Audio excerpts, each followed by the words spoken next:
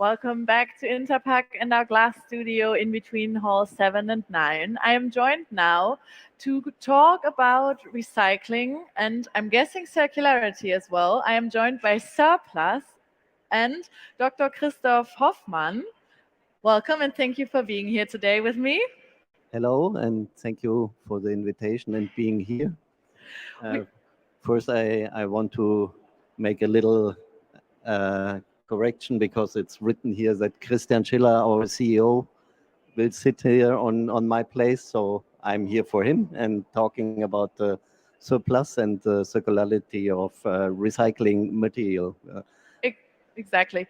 You are lead of business development at Surplus, and is that correct? Yes, exactly. So in the packaging industry, I'm a circular economy expert, I can say. I worked for 20 years in packaging, 10 years with HRG Combi Blocker, carton packaging, laminated carton, and also Alpla, that is rigid plastic packaging. And now I'm with Surplus and very happy to try to really help a startup here to transform into circularity in the plastic packaging industry, and coming back later a little bit what Surplus is exactly doing and how I see the circularity and business models, especially with recycling materials. So you have insight on both of these packaging materials, fiber-based packaging and as well plastics. Exactly. In my former time, I was also in a company that used recycling material and would be a customer for the platform and also a recycler itself. So supplying demand for the demand also as a supplier. I think I know both sides quite good. Yeah. That's always good to have an impression of the whole picture. You've also told me that you have been here at Interpack before. Obviously, there's been a 6-year break now. So how does it feel to be back? Yeah, it's always nice. Of course, Interpack is one of the largest and most important packaging fairs, at least in the Europe or German-speaking part, but international, and it's good and very interesting. As always, large, a lot of companies and a lot of interesting talks here. So you've already been able to network and have some interesting talks. Of course, with the focus on surplus and recycling material platform and its procurement services that we offer. Yeah. So tell us a bit more about that. What does Surplus actually do, and how do you come into that? Yeah. So we have two main pillars. One is really the platform for recycling material, so recycling plastics material. We are focusing here on plastics, and this is bringing the supply, so the recycler side, but also the waste for recycling, so the input for the recyclers, and on the other side, the demand for recycled material, plastics, to bring this together on the platform, to get information exchange, to get transparency, and in the end, to also balance short market of recycling materials. And this is a speciality, and all companies are claiming a lot of recycling content in the future, supported also by new legislations from the European Union and to be implemented in the States in the European Union. And here we will hopefully grow and get more and more recycling material in the products, not only for, let's say, more easy material like PET or also HDPE, but also going into different applications and with even other materials also. And bringing this together is the main focus of this electronic platform. And the second part I mentioned is the procurement services overall. So we really offering one supplier selection. We want to offer the testing services, so connect the customers with the testing and companies and help them to get their procurement process managed in a good way with focus on recycling plastic material.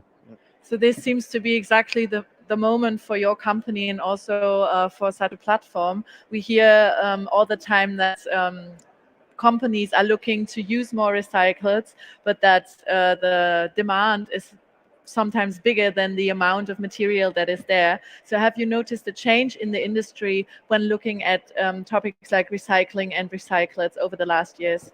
Yes, this I can also say from my former times. There's a big change on one hand, but on the other hand, we still see the price difference between virgin materials and recycling materials nowadays. It would be now in details which material, which price difference has, but in general, there is a price difference between the recycled and the virgin material, and here we want to help also to get this in a better balance, let's say, and to even more focus on the content of recycling material. And if I review the market, I have a little bit the feeling that even, at least a bit stagnating the recycling. Okay. I think we need a further push now to go one really the steps ahead also. What do you think could give this push? Is something like the new regulations that the European Commission is proposing, is that like a push into the right direction? Or where do you think that push could come from? I believe it's a help. But it's a support. The industry itself should move for better circularity in the world. We don't want the material in the nature. It should be used. It's valuable. It's not garbage or something. It's a valuable material, and like in other industries, we should reuse it again and in a first run in the application that they originally went in. So here also we can support with this surplus startup. And I also want to push really new smaller companies in the area of packaging and circularity. And the company, maybe some words about surplus itself, was founded by the Christian Schiller, the CEO now, and Volker Bilic. He was a technical guy more, and we have now more than 2,000 users on the platform and around 1.6 million tons of material offered. And now we want to develop these extra services that I mentioned already, and let's see. And I hope I could have interesting talks here on the getting traction on our platform. That's an important step now. So can you tell us a bit about your customers? Is it very big companies that are part of your can you say network, or who is your audience that you are targeting right now?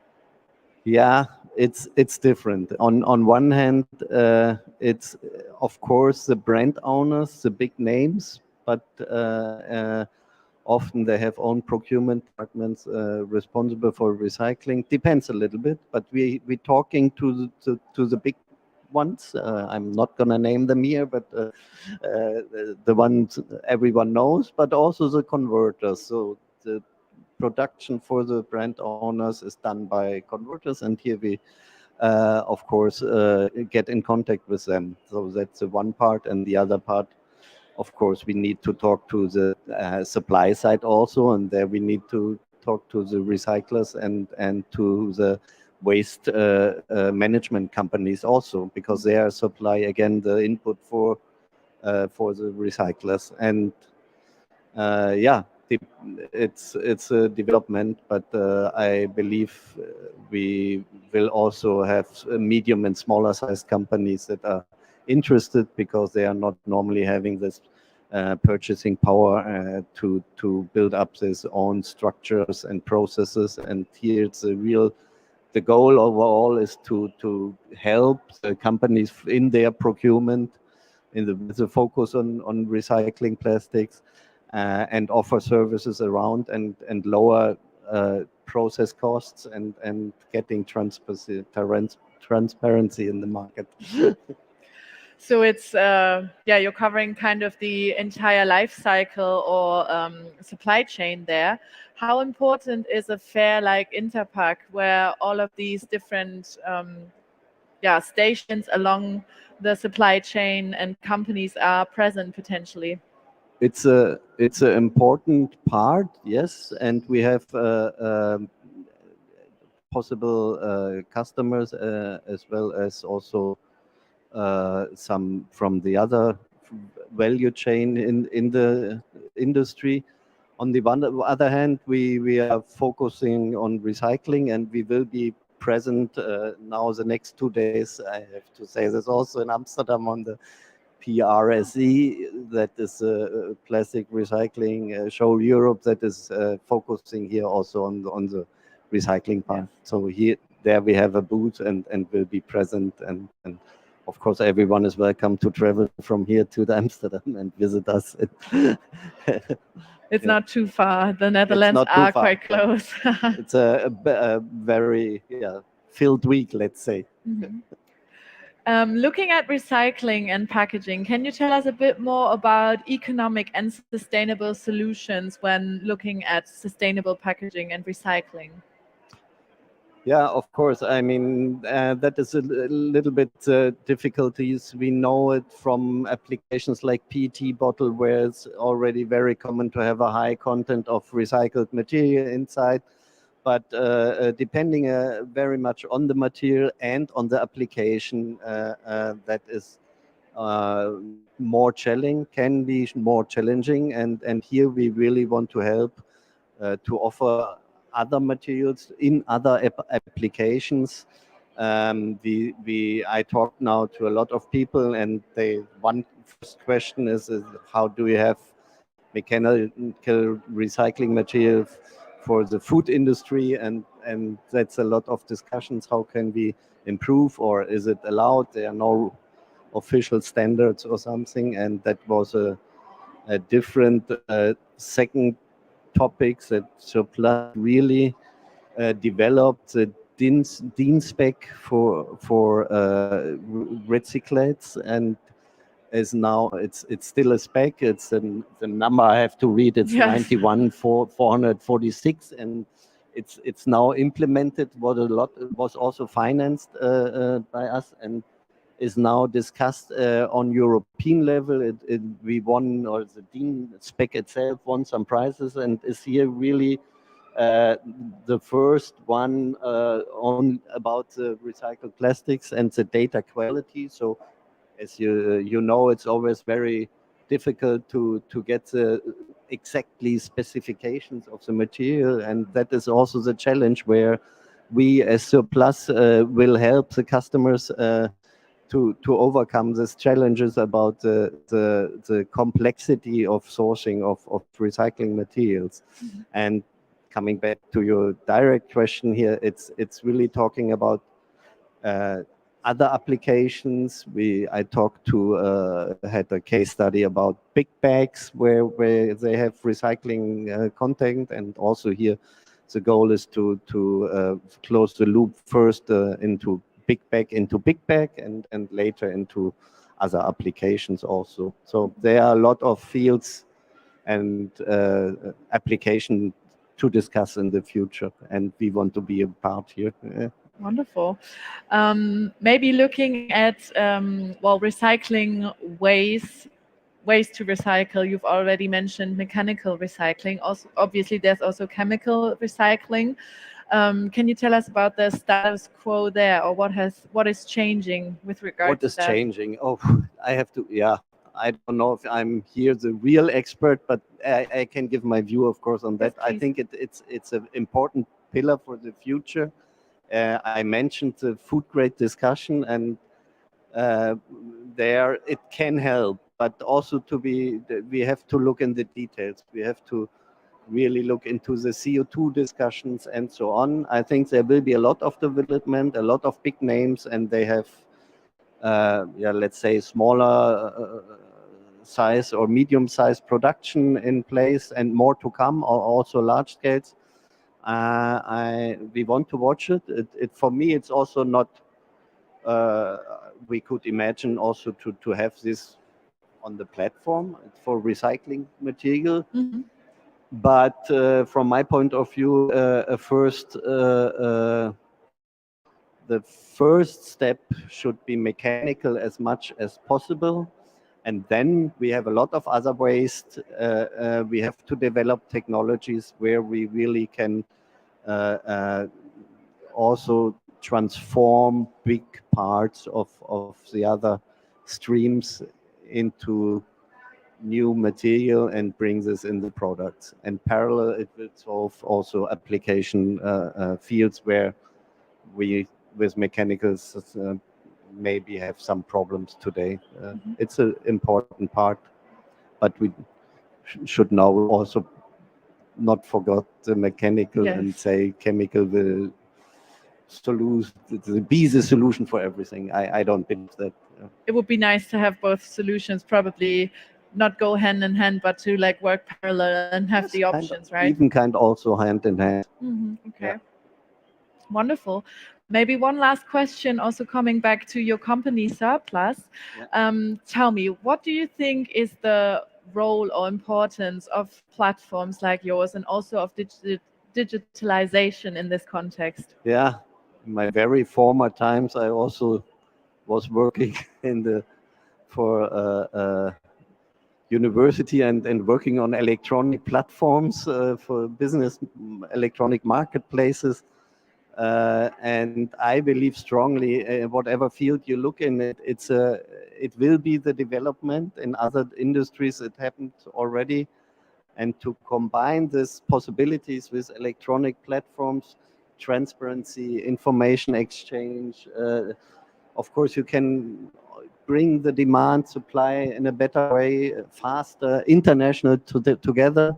We have now the users I mentioned, 2,000 users, are from 100 countries. So here you can really see that we Hamburg based, but that really is not the focus. We have all over the world recyclers offering material, and this you can, there the electronic is a ideal platform to support this business. And bringing this together, we need the knowledge of recycling, but also the knowledge on the platform development. And here I'm convinced that Plus will be a really important step in that way. Yeah. Mm-hmm. Circularity and also digital technologies are two of the hot topics of this year's Interpack. So you are ticking both of these boxes. Yeah, that's good, I believe. Yeah, definitely. Thank you so much for stopping by and talking to us. Thank you for that I could be here, and I invite everybody to contact Surplus and get more and more detailed information. Thank you so much. You definitely should. Thank you. We will be back with our English program in just almost half an hour at 3. We'll be taking a look at the Spanish packaging market then. And if you have missed any of our videos or would like to rewatch them, you can do so at interpack.de or packagingjournal.de. See you in a bit. Wunderbar.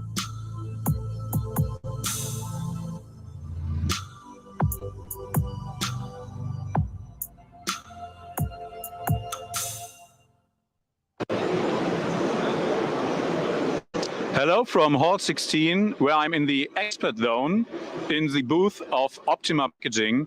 Here with me is Stefan König, Managing Director of the company. Stefan, tell us a bit about Optima. Of course, I love to. So Optima is a special machine builder and service provider, especially in the area of filling and packaging of challenging products. Challenging products are pharmaceuticals, consumer products, life science products especially. We are about 3,000 experts. We have a sales volume of more than 500 million euro, which makes us a big machine builder. We are located in Schwäbisch Hall, and we are now 101 years old, so have a long history. And what sets Optima apart from other companies? What makes you exceptional? I think we are very customer-centric. So we really listen to customers and we design especially the solutions which they need. So we are not so much a standard provider of machinery. We really do the heavy engine-to-order stuff. And we finish all projects. That's a clear promise to the customers until all machines are working to the satisfaction of customers. The second thing is we really drive innovation in filling and packaging technologies. So precise filling, handling of challenging products, highest quality requirements, aseptic filling, whatever that is. We do highest flexibility, highest speed. Yeah? So we really drive the technologies above the limits of today.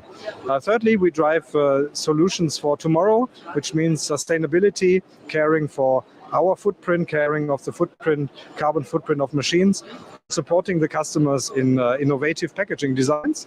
And last but not least, we care for our experts, our people, so that they have a good life and that they are experts, real experts, well educated and stay with us for their whole working life and can consult our customers for many years. And lastly, but not least, what are you showing here? What are you exhibiting at interpack?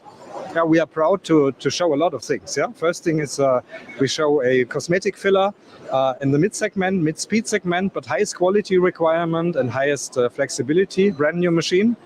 We show a coffee capsule filler also in the middle speed segment, including a very flexible packaging, secondary packaging of all kind of formats, which you know from the supermarkets. We have a new high-speed cartoner for large projects, products especially, but as well with a big format range up to this size, highest speed, highest flexibility as a side loader. The fourth machine is a filling machine for pharmaceuticals, small batch machines for challenging pharmaceuticals, like for the cell and gene therapies. It comes along with the isolator, so it's a real turnkey project. In our sustainability area, we focus on paper solutions, so cans, cups, and other rigid containers, because we think this is the next big thing where we all together need solutions, and we are here with partners, showing some brand new solutions on this. Then in our expert zone, it's possible, of course, to get access to our experts. We show some special IoT solutions like complete video monitoring and quality documentation. We show our new HMI to make it easier for operators to operate machines. And we show all our service offerings and R&D offerings. Service offerings, for example, really designed for special people in the companies, like for the plant manager, the maintenance people, the operators. Each of them gets specific set of services, which we discuss here with the customers. Yeah, and last but not least, in our catering zone, we serve the best cocktails of this exhibition. Yeah. And we are happy to welcome our customers in the afternoon for some cocktails to relax and to have some final discussions with us. That sounds very inviting indeed. Stefan, thank you for your time and enjoy your stay at interpack. Thank you. Yeah, thank you. Goodbye. Goodbye.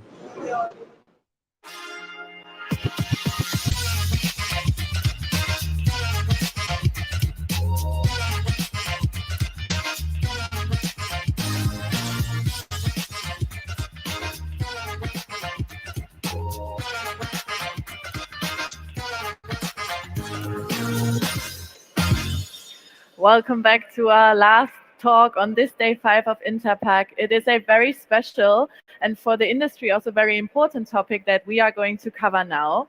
The headline of this talk is the EU Commission's proposal for a regulation on packaging and packaging waste. And with me is an expert on that field. With me is Dr. Wolfgang Trunk, Policy Officer at the EU Commission and in Brussels, and also team leader in the DG Environments Unit from Waste to Resources. Thank you so much for being with us today. Yes, thank you for the kind introductory remarks. And I really must say I'm very happy to be here in Germany, which is my home country.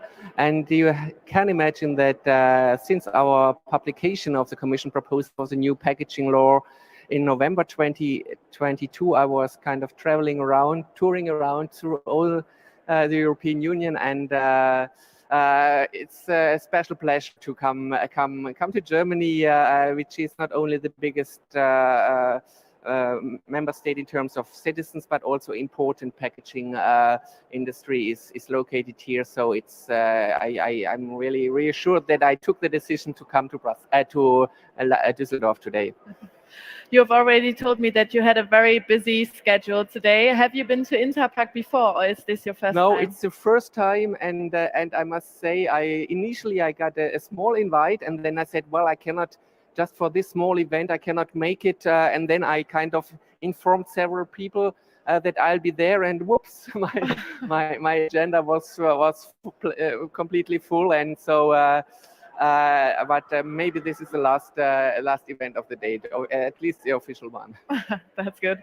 Yeah, it is a very important topic. I already said the new regulation that is coming, also maybe one that makes the well, that drives a lot of emotions, I guess, because a lot is going to change.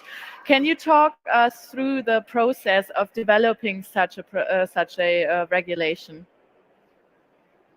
Yes, you mentioned it already. It is not only interesting, it is concerning everybody. Every consumer, every citizen is concerned, but also all the industry is concerned. You have really the whole industry, the whole economy is confronted with packaging, and so of course it is.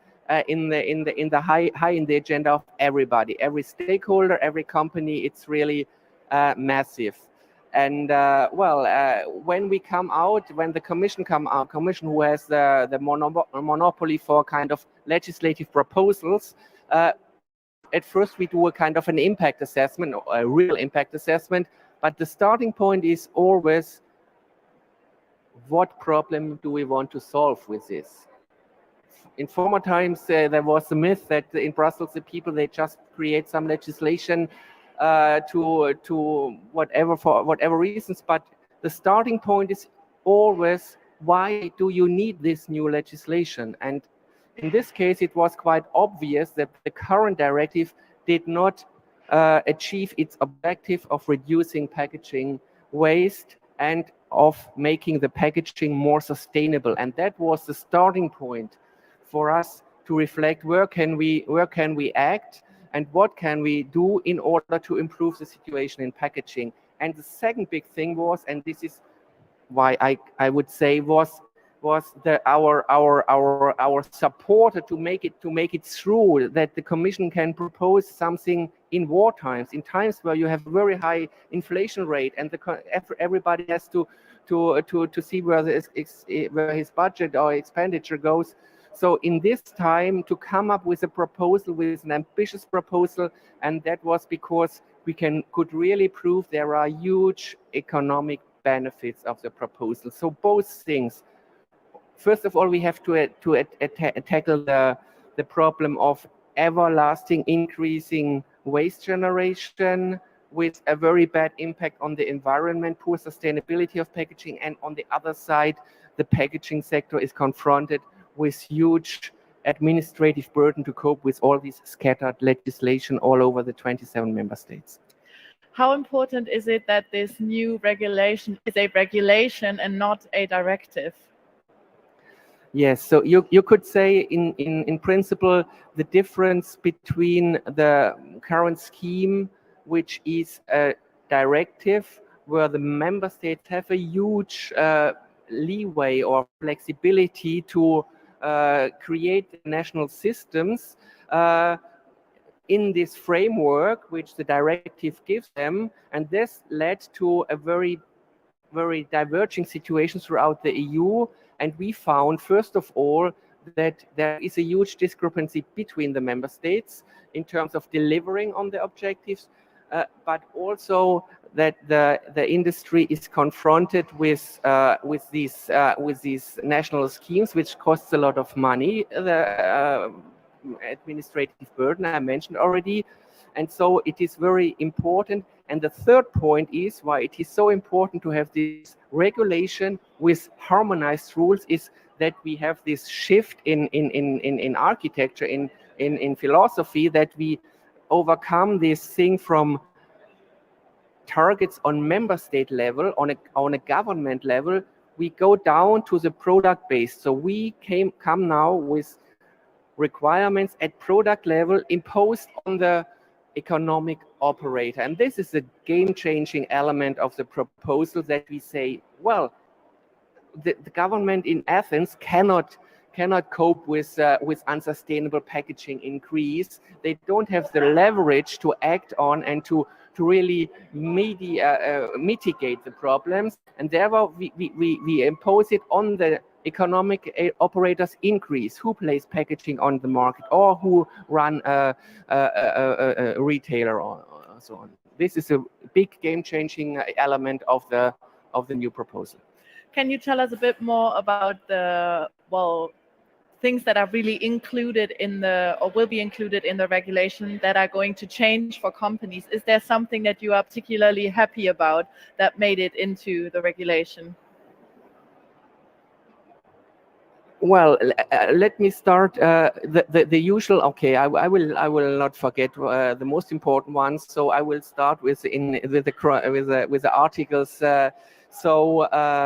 I think a very important point is our recycled content requirements for plastic packaging. We know that plastic is our kind of Achilles heel, because first of all, we have a low recycling rate of these valuable, often with high fossil fuel input produced plastic packaging, but then we have a small collection rate, a poor recycling rate, and especially within this recycling, a very low quality, a downcycling. And therefore, with our new proposal to come up with these recycled content minimum requirements on each plastic packaging that is placed on the market, we really make the difference, and we see already the pull that this new announced requirements have on the whole recycling value chain that we created by this. So we really pull all these waste, this plastic waste, into a high quality recycling, and this is one of the big and the other two, let's say, where I'm really happy is this harmonization for the labeling requirements. We have the industries complaining, and with a good point, with all these national labeling rules. And so with the new proposal, we come up with a harmonized scheme, probably based on these pictograms. So you don't even need a language. But the important point is that you have the pictogram not only on the packaging, but also on the waste receptacle. That means on the waste bin or on the waste bag. And so the consumer directly knows, and even I, as a consumer, and I'm an expert in terms of packaging, at least, sometimes I'm confused. Do I put it in Germany in the blue bag or on the white or whatever? So this is a big process in order to come out this to overcome this consumer confusion, in which where to dispose properly a certain packaging. And this has incredible benefits for the downstream value chain, because then you have the recycling streams are much more efficient if you have this good already purity and good sorting already from the beginning. And this is also a huge proposal. Or let's say last point, and then you feel I'm a little bit enthusiastic about this. And the last point is also in terms of biodegradable, compostable packaging. There's a lot of greenwashing around. People think if it's a biodegradable plastic bag, I need it, I use it because it's bio.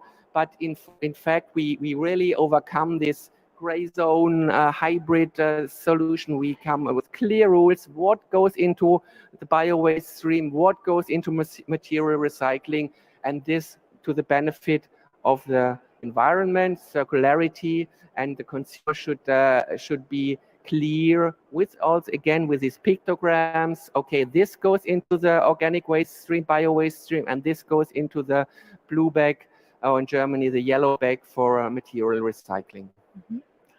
in order to get good quality recycles and also the amount that you need. You already mentioned that the right sorting in consumer households is very important, and the icons and labels that are clear to consumers.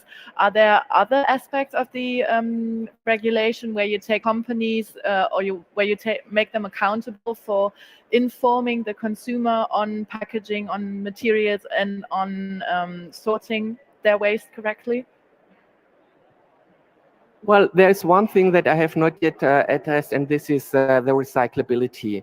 Our political leaders, they decided in 2022 to announce that by 2030 all packaging must be recyclable. And so we come up now with, we are aware that there are a lot of packaging around which is very difficult to recycle, multi-layer materials, multi-material packaging, and so on. And these packaging will be in future classified in different categories of packaging, and the lowest category category E or grade E will be completely banned from the market. And so we have this kind of ranking for every packaging. It will be ranked according to his recyclability. The poorest recyclability will be completely banned from the market. It has to disappear, it cannot be placed on the market, and only recyclable. And within this recyclable, you also have composite, let's say a Tetra Pak, or a composite beverage container. He can be further improved in order to increase recyclability of this specific product. And like this, you really have then for the consumer also that he knows where to place it, and for the industry to how to cope with. And these grades, these different grades, currently we count A, B, C, D, but we can also simplify it and only make 2 or 1, 2 or 3. But the important thing is that the EPR fees, for those who know, this is the money that the producer, the manufacturer, has to pay for the collection of the waste, and then later on for the end-of-life treatment, that this is linked to the recyclability. So if I place on the market a monomaterial which is easily to recycle, then you can have a lower fee, so the producer has to pay less for the EPR fee, and like this we kind of encourage the whole industry to increase not only to have recyclable but also to have a higher recyclability in for their products, for their packaging. Would you say that the focus of the new regulation is very much on this like end of life of packaging, the waste management and recyclability maybe, or is it very balanced and also looking at the beginning of a packaging, of the design and everything? Yeah, absolutely. So we have the whole chain on the focus. So the packaging, the regulation, it starts from the production, from the design phase of a concrete packaging, so that it is at the best recyclable design already. But then we have the whole life cycle, the whole value chain under the screen. Let me come to a later step in this value chain is DRS systems. We require, Germany well known, but we require we require that the valuable PET bottles and the aluminum cans, which can be very good recycled for the PET bottles in mechanical recycling, and also the aluminum cans can be very good. So that these valuable packaging items do not land in the residual municipal waste, but they go into recycling via DRS. And this is a very, very important measure to have a high collection rate of these valuable goods in order to bring it back into closed loop recycling. Until the 23rd of April, companies from the industry have been able to give you kind of feedback and insight on what they think about the regulation and maybe what they think should change or could be improved. Has this process of reviewing already started, and can you tell us something about the insight you got from companies from the industry? Yes, so I can tell already with this proposal, we break every record in terms of social media, because not only it's very interesting for the citizens, packaging, but also because the whole industry is concerned. So we had an overwhelming, I think, 519 respondents to this have a say, how we call it, and these 519. They all made some constructive proposals how the proposal can be further improved, and indeed it is now the Commission proposal is out, and now it's in the hand of the co-legislator. So we as Commission, we are rather now the moderator to moderate the negotiations between the Council and the European Parliament. And this information that we receive from these 519 stakeholder and consumer organizations input, this will, let's say, kind of support us in kind of moderating and trying to find good compromises in order to further improve the final text. Mm-hmm.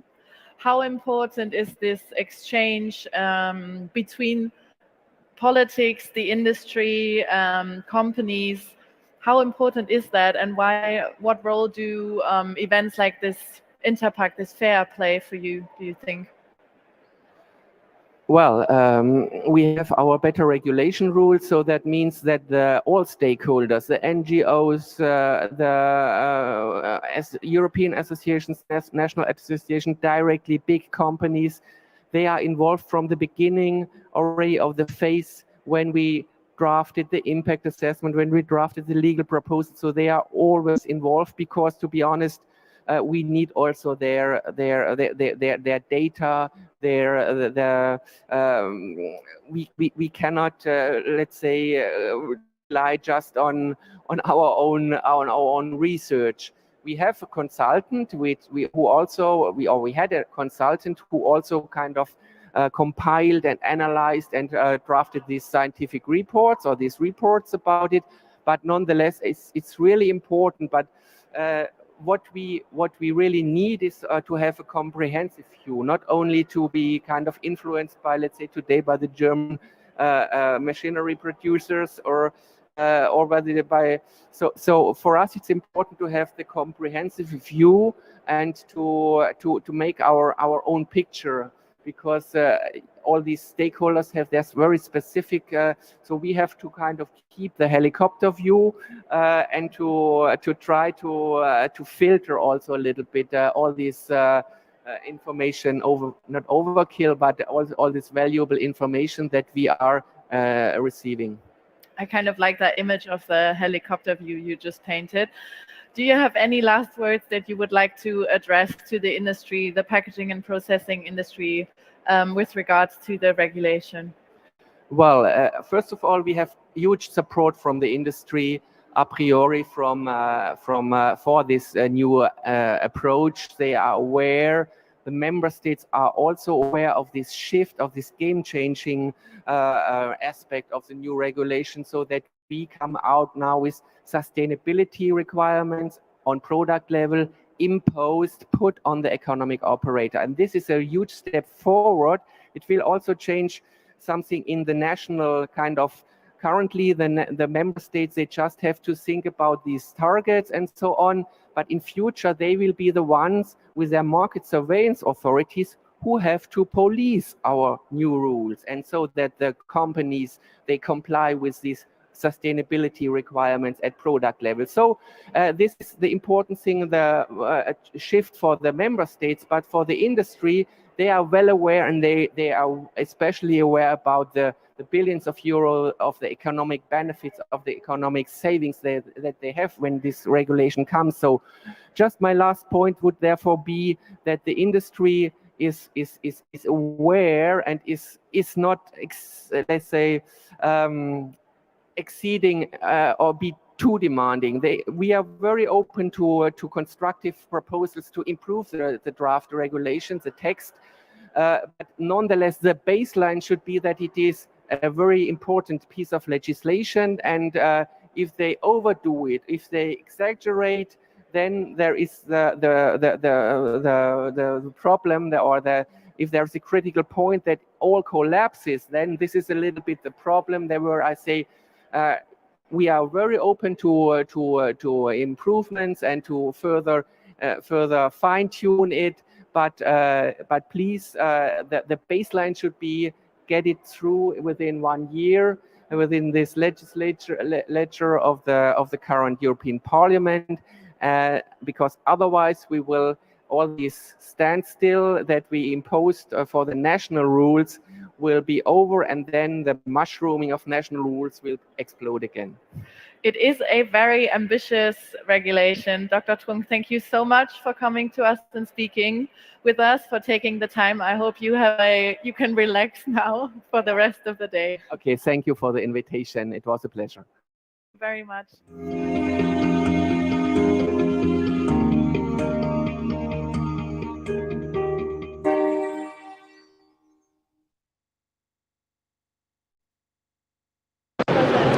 Hello from Hall 6, where I'm at the booth of Coesia. With me here is Alessandro Parembelli, CEO of the Coesia Group. Alessandro, we already saw the claim Green Mason. What can you tell us about that? Well, there are two themes which are so important in packaging machining, and it's about sustainability, it's about automation. Sustainability because it is not just about ESG for a company, but it's also about the ability to offer machines that can process materials which are sustainable, different package solutions which are sustainable, and also offer machines which can have a carbon footprint in terms of material, but also in terms of energy consumption, which are very, very lower compared to the past.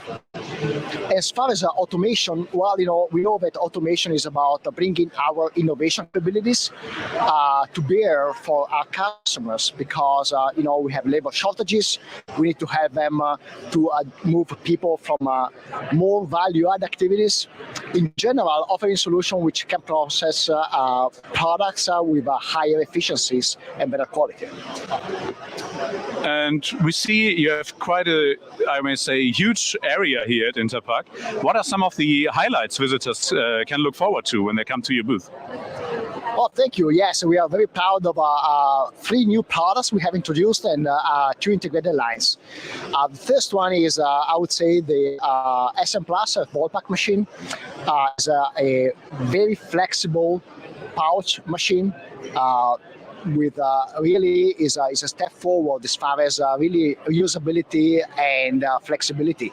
We have the bricks down there.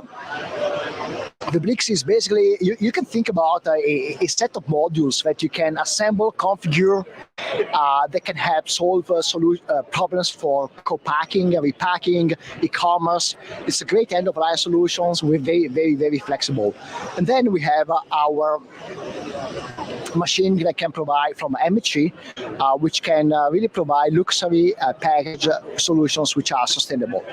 As far as integrated machines and integrated lines, we are now offering fully integrated lines for our customers, so it's a kind of a one-stop shop for their needs.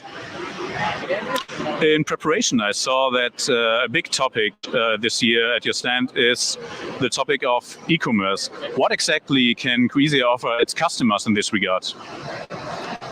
Well, e-commerce is a very interesting space for us. We have so many building blocks that we already have developed throughout the years, and now we are stitching them together to create solutions for e-commerce, solving problems like mass customization, packing, repacking, box on demand. All these problems that customers have today are going to be solved by the Coesia solutions.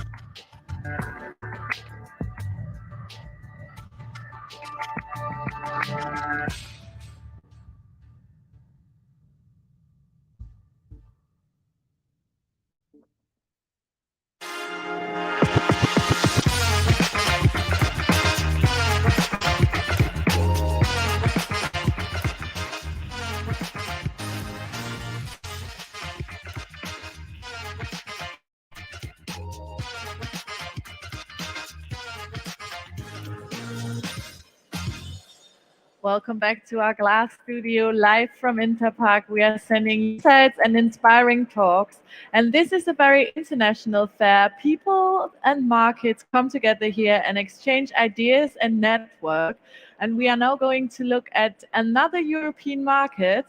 We will take a look at packaging in Spain. And with me are two experts on the subject. A very warm welcome to Carmina Castellà, AMEC ENVASGRAF Director. That's the Spanish Packaging Machinery Association. Welcome. Hello. Oh, thank you. And with her is also Luis Villegas, Vice President of AMEC ENVASGRAF as well. Thank you so much for being here with us today. Thank you for inviting us. You have already told me that this is not your first Interpack. You have been in the industry for a while. So tell me, how does it feel to be back after 6 years? What were your impressions of the first few days? Well, I think this is an exhibition that we are waiting for many years. Unfortunately, the last edition was not possible to do it. And then this is the main exhibition that we do normally worldwide. Then seems that everyone expected to be there, and the expectations at the moment are more or less online that we have. So it's a success so far. Yes, it is. Great. Yes. How about you, Carmina? Yes, I can confirm that the companies are really happy to be here again and very satisfied for the evolution of the exhibition. I'm without voice because talking too much around all the pavilions, but very happy to come back to Interpack once again. Great. Awesome. Yeah, it's a lot of talking and networking here, but we can still understand you fine, so don't worry about that. So tell me a bit about the Spanish Packaging Machinery Association and AMEC. What exactly is it that you guys do?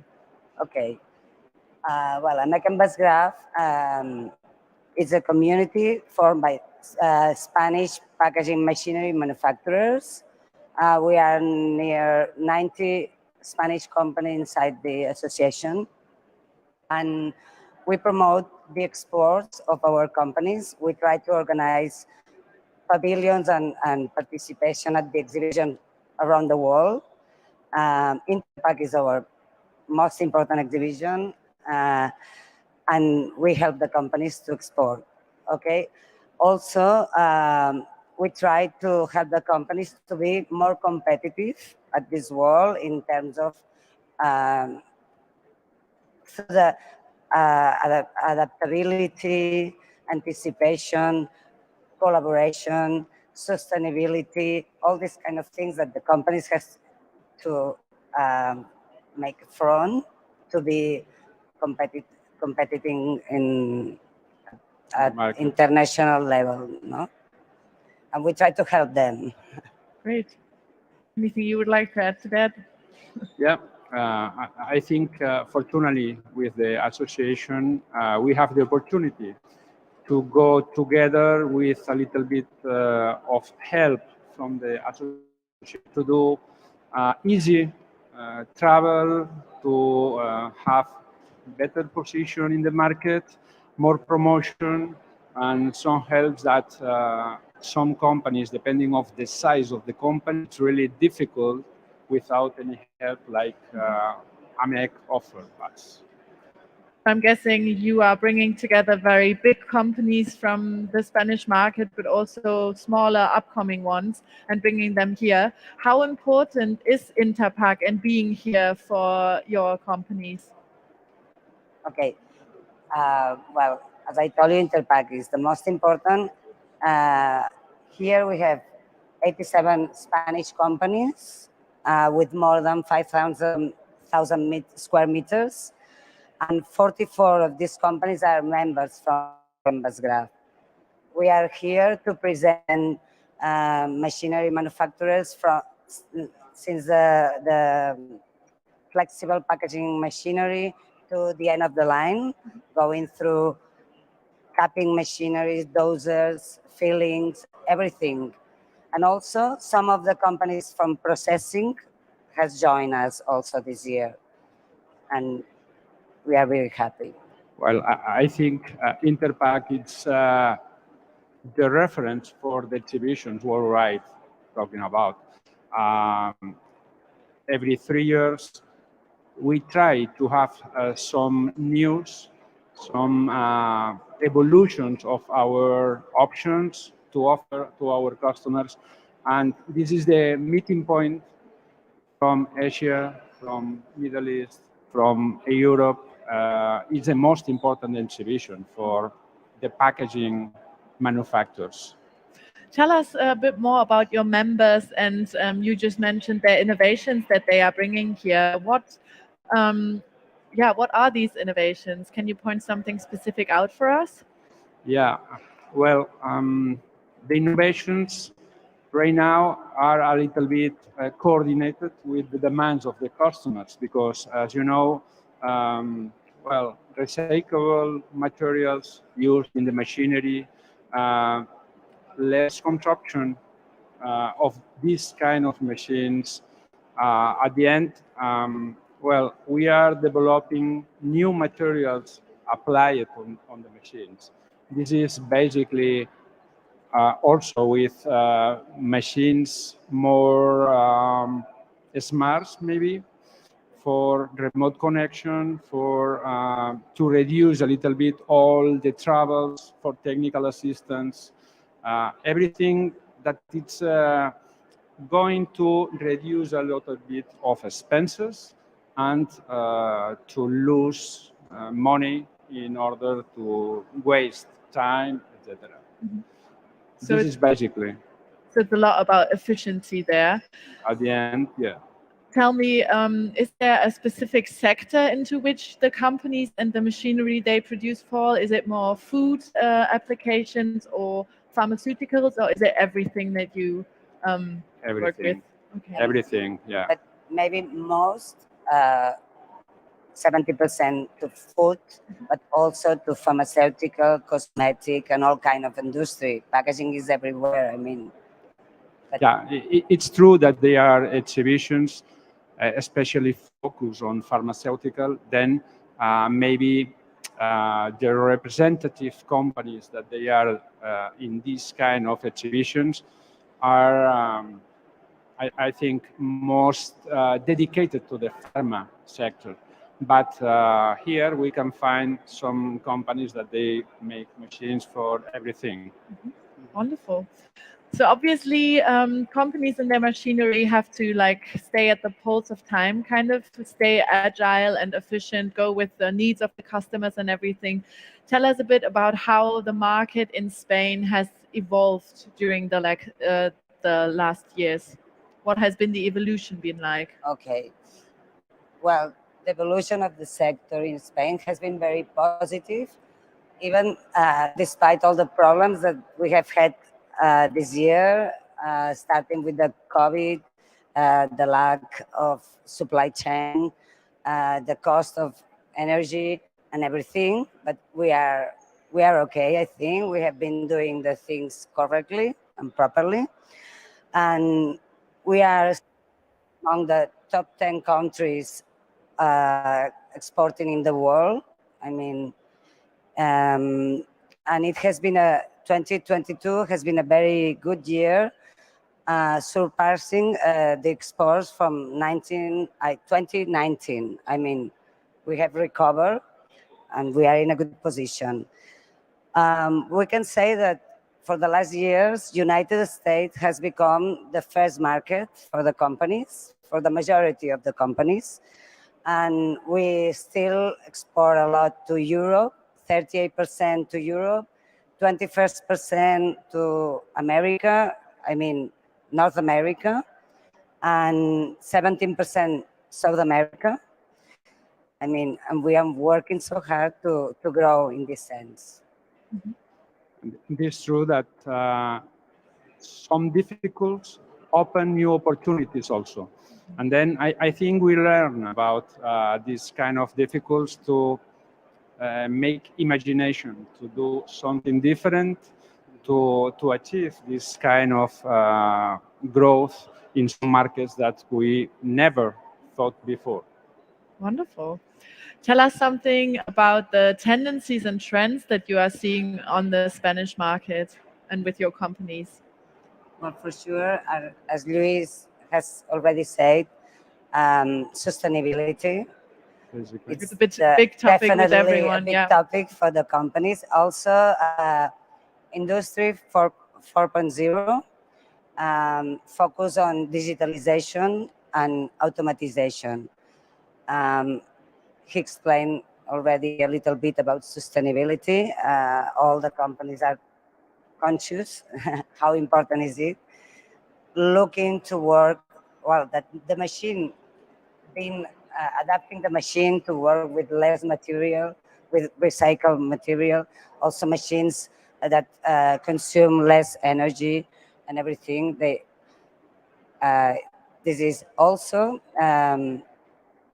this improve food safety. This is very important because we know that that we can give longer time to the product, and that's save the food. No, I mean, I would say that this with digitalization nowadays, all the Spanish company can have remote contact with the customer through their machine. No, that's maybe the COVID in this sense helps us to improve in this matter. I would say this is the most important.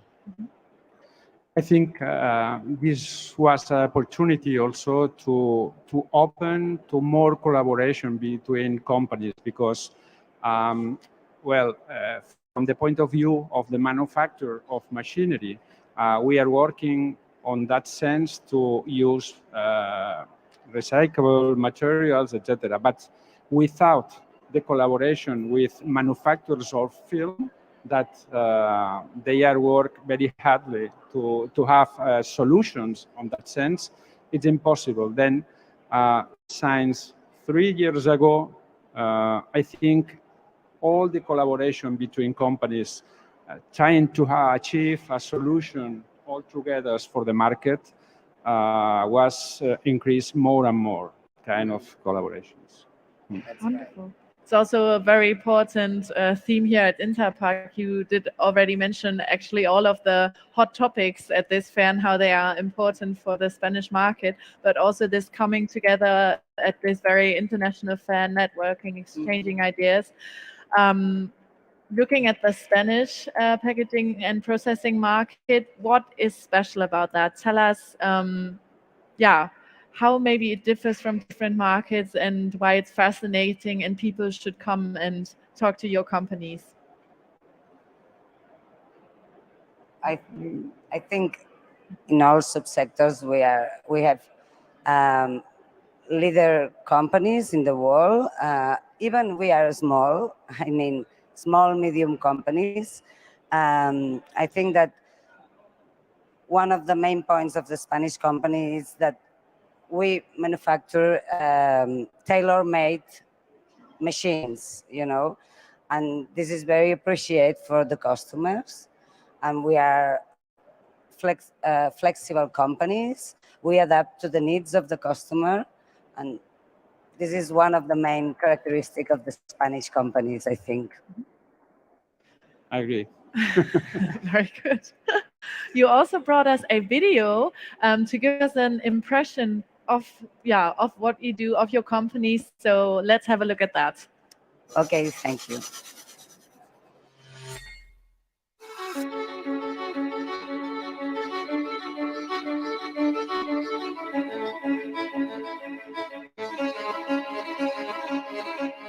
The packaging is, in Spain, one of the traditional industries, with long experience, a large investment in R&D, and a high degree of outsourcing.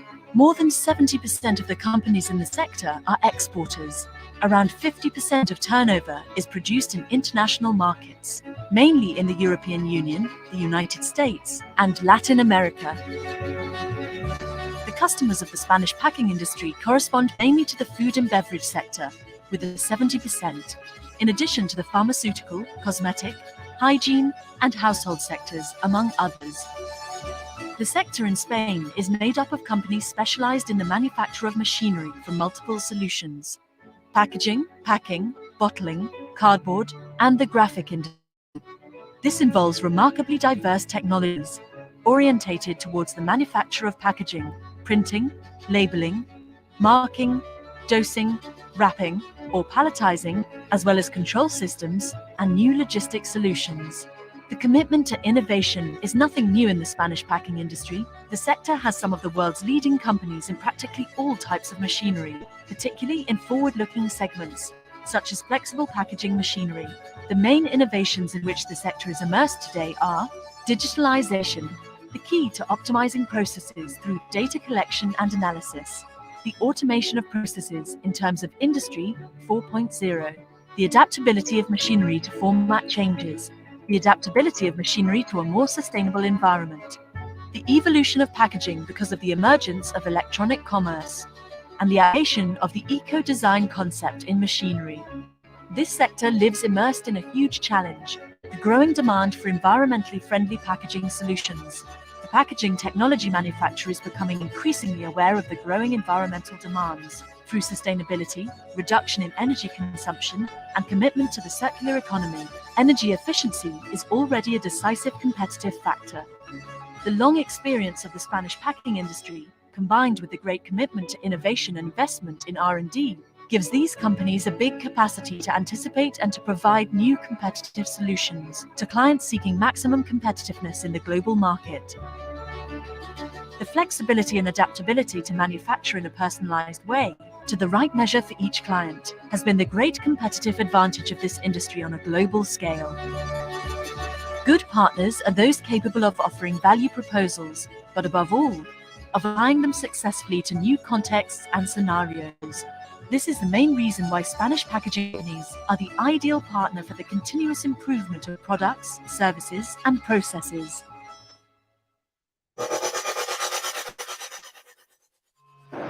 Wonderful. I think we just saw some very good examples of what your companies are doing. I did recognize some of the names and some of the packagings, a lot of machinery, different packagings and products being packaged and then worked with in packaging. Thank you so much for stopping by and giving us this insight into the Spanish market and Spanish packaging companies. Thank you to you, and see you in next edition of Interpack, sure. Yes, definitely. We're looking forward to that. Thank you very much. Thank you and all the best. And we will be back with our English program at 5. I'll be talking to I have to read this out, to Dr. Martina Peuser, and we'll be talking about digitalization in logistics and packaging. So you should definitely be back for that.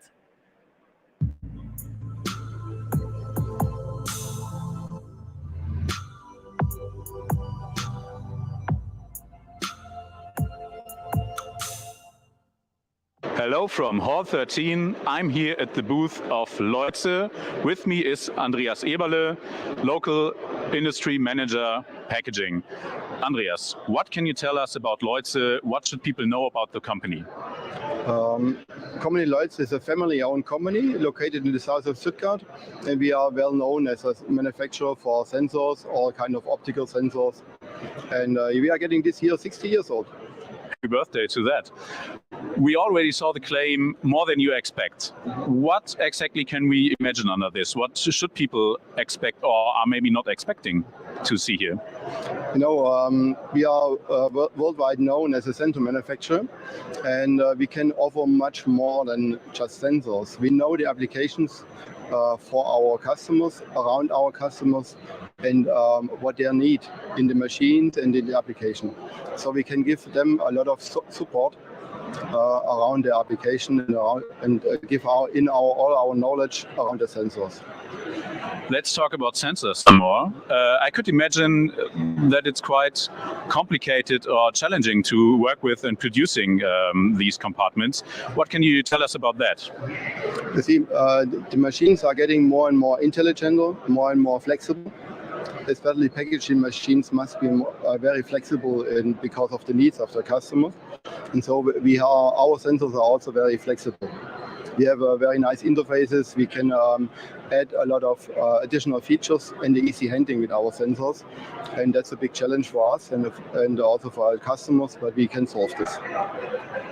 And final question maybe. Earlier I saw a labeling machine at your booth. Why did you put it there? What can you tell us about that? This is a great example about our knowledge around the labeling process itself. So we put a machine here and we can show all our sensors around the labeling machine and around the labeling heads.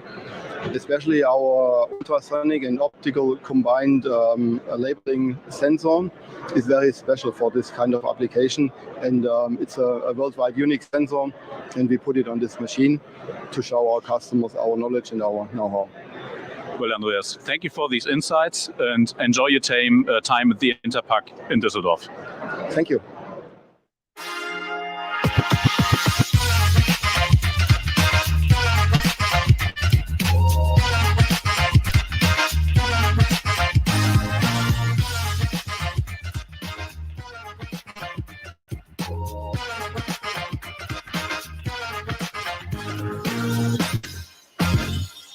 Welcome back to day 4 of Interpack. We are streaming live again to you from out of our glass studio in between halls 7 and 9.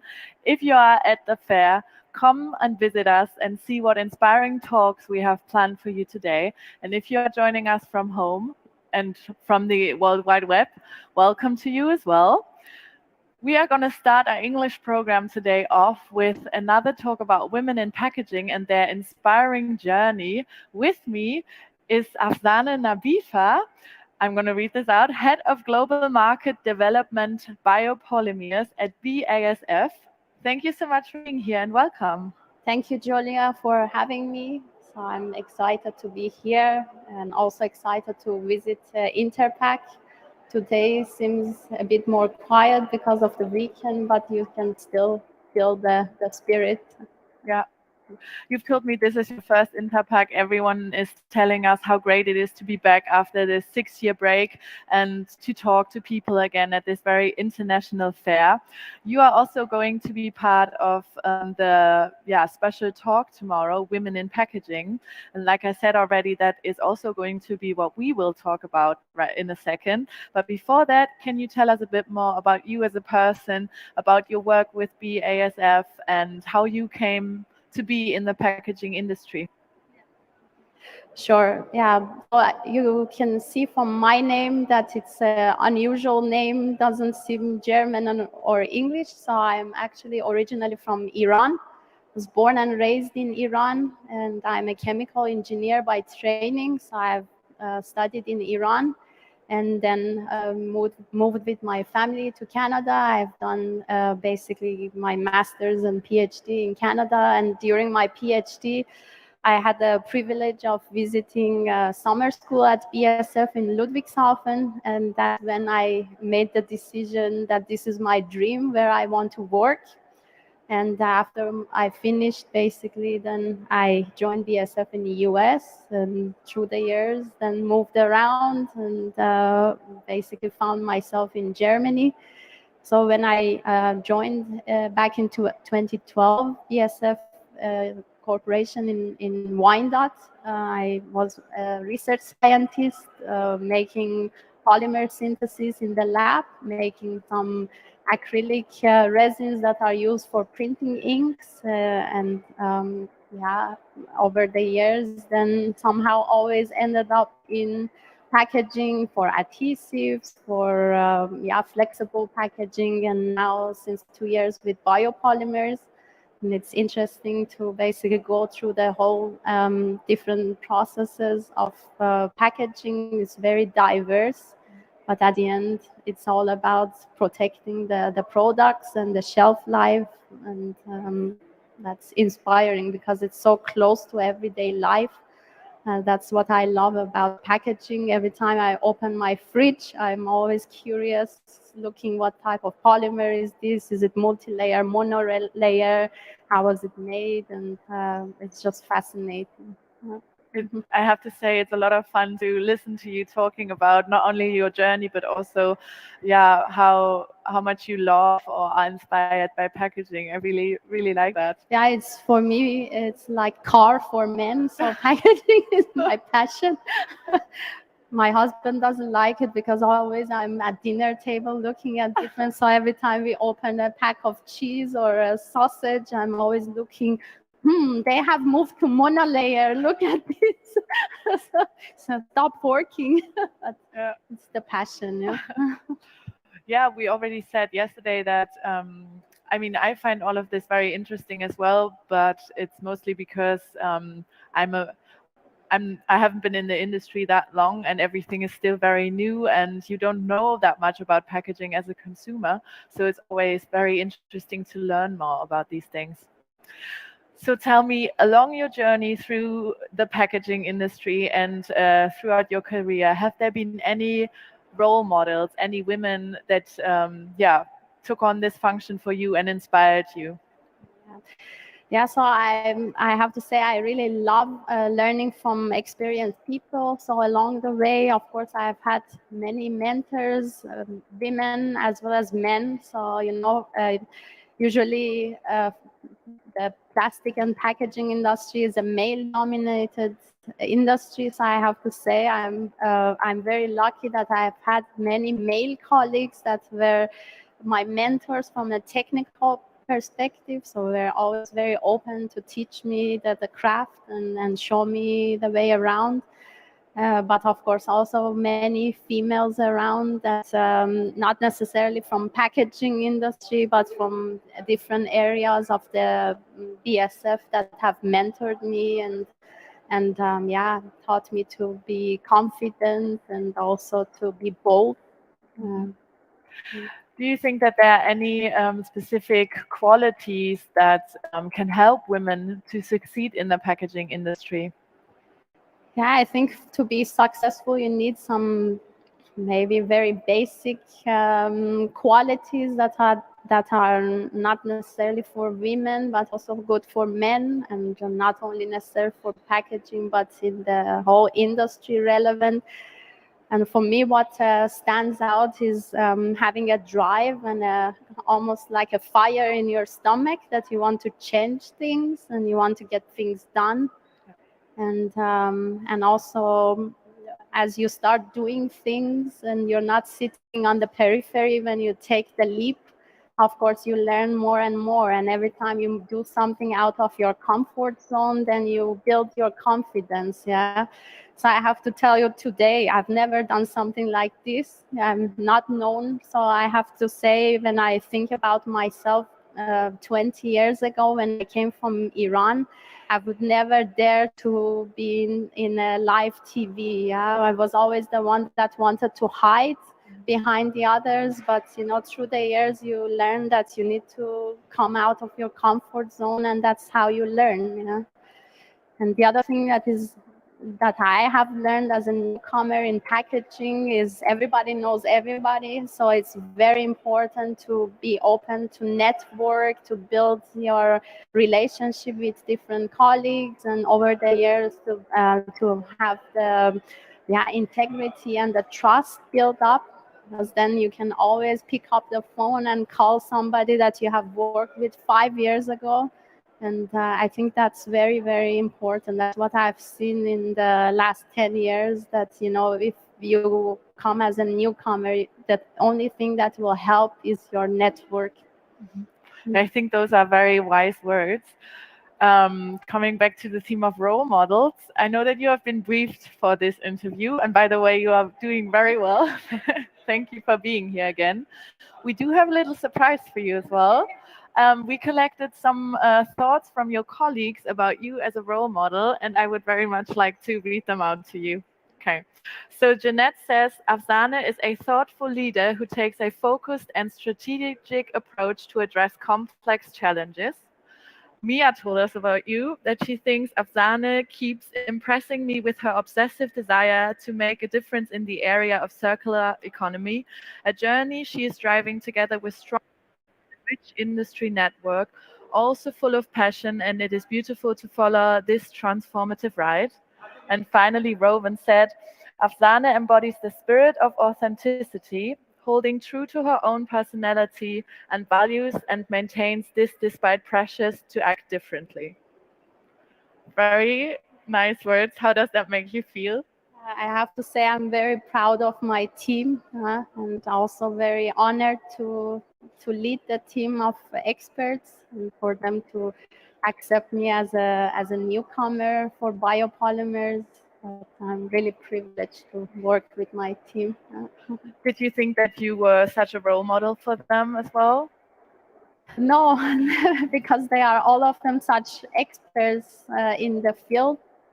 And you know, for me, I came to biopolymers with no background in biopolymers and no background in basically sustainability and advocacy, but I just came with an open mind and a passion to drive things, and I think that's complementary to their expertise. We are a great team together. It sounds like it. And teamwork, we know that makes the dream work in the end. You've told us about the different stations that you went through along your career. Do you think that the packaging industry has already evolved during the last years for women, and why maybe?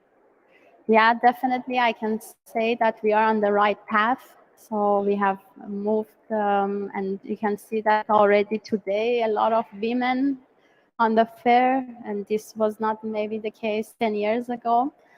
I have to say there are still some areas that maybe improvements are needed. When one thinks about the more technical processing, production areas, there is still very male dominant.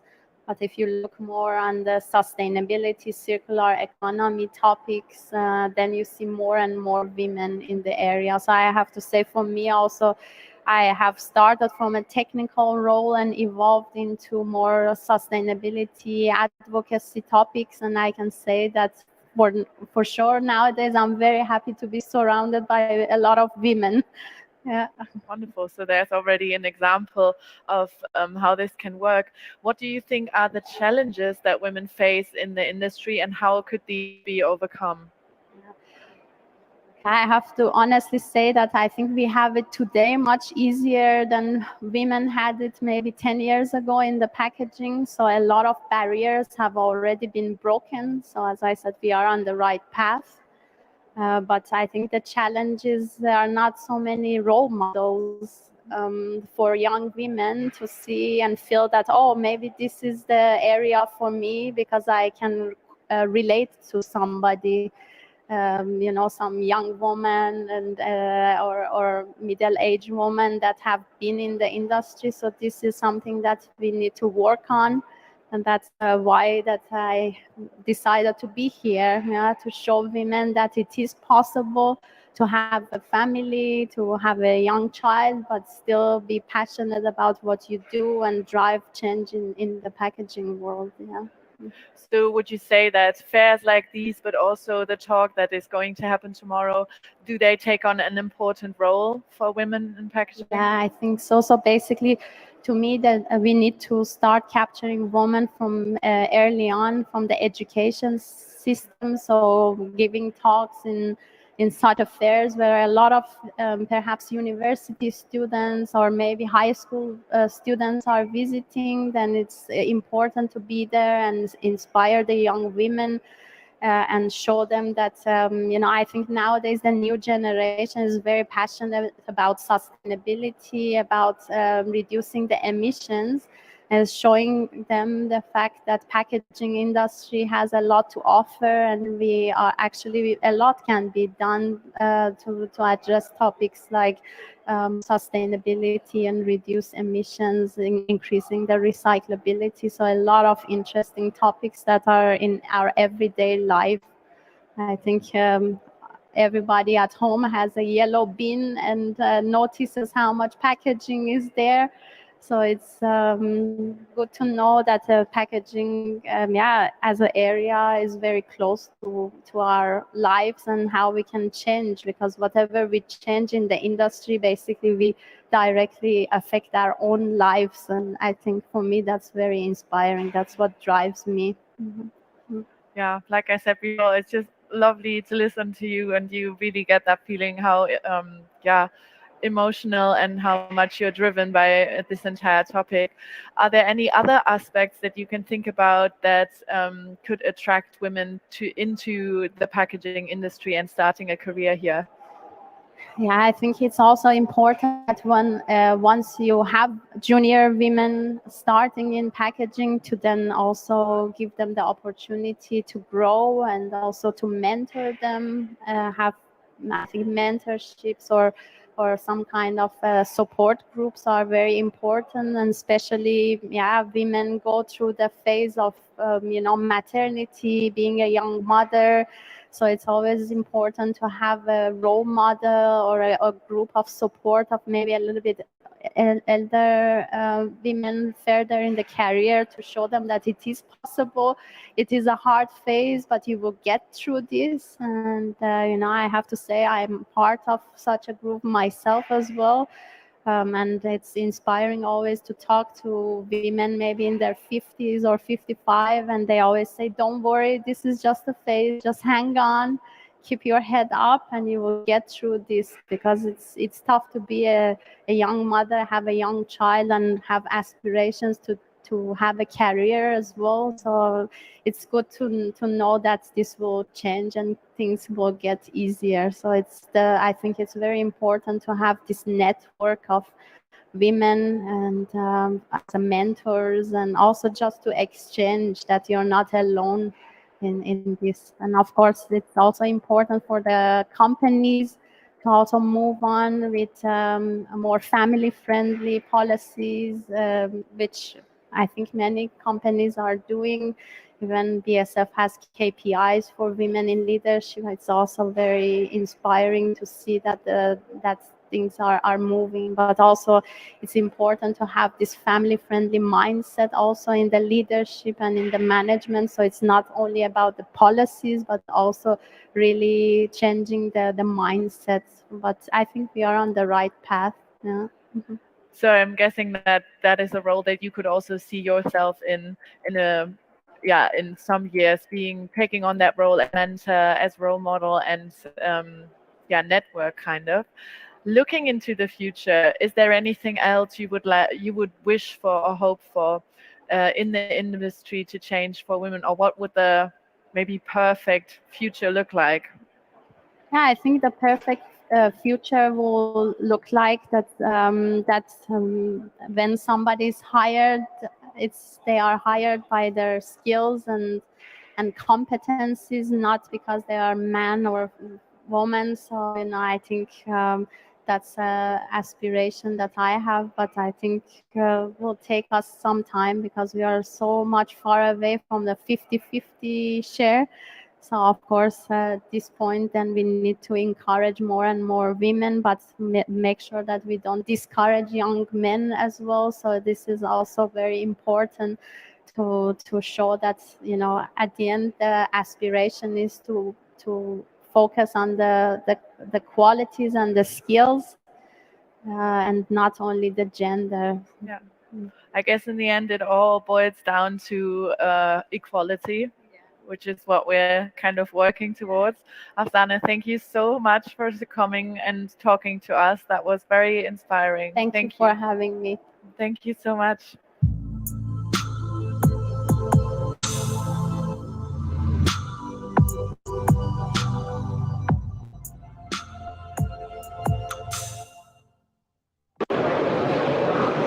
Hello Hello from Hall 8A, where I'm today at the booth of Kurz.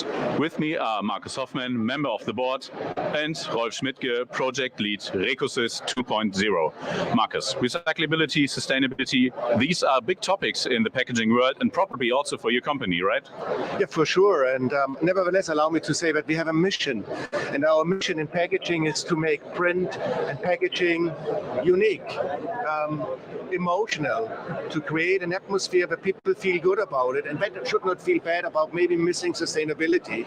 So our mission is to make it attractive and making people not feel and being guilty on sustainability issues. And very, very important, we are not here to do any kind of greenwashing. That's quite important. And where exactly do you see your products in this context? Well, first of all, most of the people do not know exactly what the technology is about. So allow me to show you that, first of all, we just transfer a very, very thin coating on the fine packaging. So the packaging remains unmatched with any plastics. It is not mixed with materials. It can be fully recycled. So all of this is great. However, there is a film left which we have to take care of to really have a full picture and really moving into a circular economy. That's what the sustainability at Kurz is about. All right. And Rolf, where exactly do you come in? What does Kurz bring to the Interpack? What can visitors look to? Well, this is our mission number 2, actually. We need to take back this material because we need to have an answer for climate heating. We need to have an answer for CO2 footprints. So we are going to roll out a system taking back these carrier films from all our German and European customers. And as I understood, these films are quite thin. How does that impact the product? Well, actually, we reduced the film thickness from 12 micron to 10 down to 6 micron. And by this, we are reducing the material impact already by 50%, right? So, and by saving all those materials, we are losing weight and we are gaining length. And of course, we have some nice properties in terms of behavior during the process itself. Recyclability certificates play a big role in these processes. How does the company stand to that? Well, yes, we are able to issue a certificate so that our customers giving the material back to us can show to their customers how much CO2 footprint they have saved for the environment. Then Markus, Rolf, thank you for your time. Before you finish, allow me to say that we went on a tour already, both of us, introducing the program, and we were posting this on LinkedIn. So a couple of us know us a little bit differently as we look right now, and we just want to give you the message: the tour is not finished. We'll be on tour again. Yeah. Thank you so much. Thank you.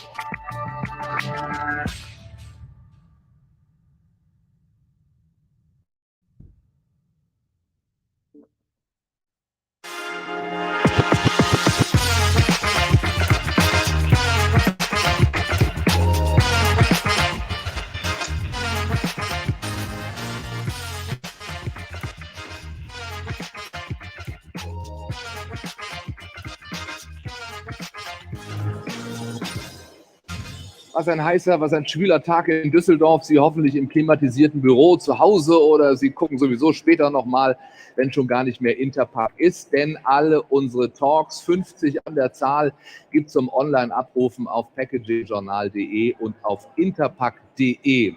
Wir sprechen heute viel über Gesetze, über Regeln, denn ohne geht es nicht, auch und gerade in unserer Verpackungsbranche. Und es werden ja eher mehr. Über den EU-Green Deal und die geplante europäische Verpackungsverordnung haben wir schon mehrfach auch ausführlich gesprochen. Das ist natürlich Thema hier auf der Messe bei den Ausstellerinnen und Ausstellern.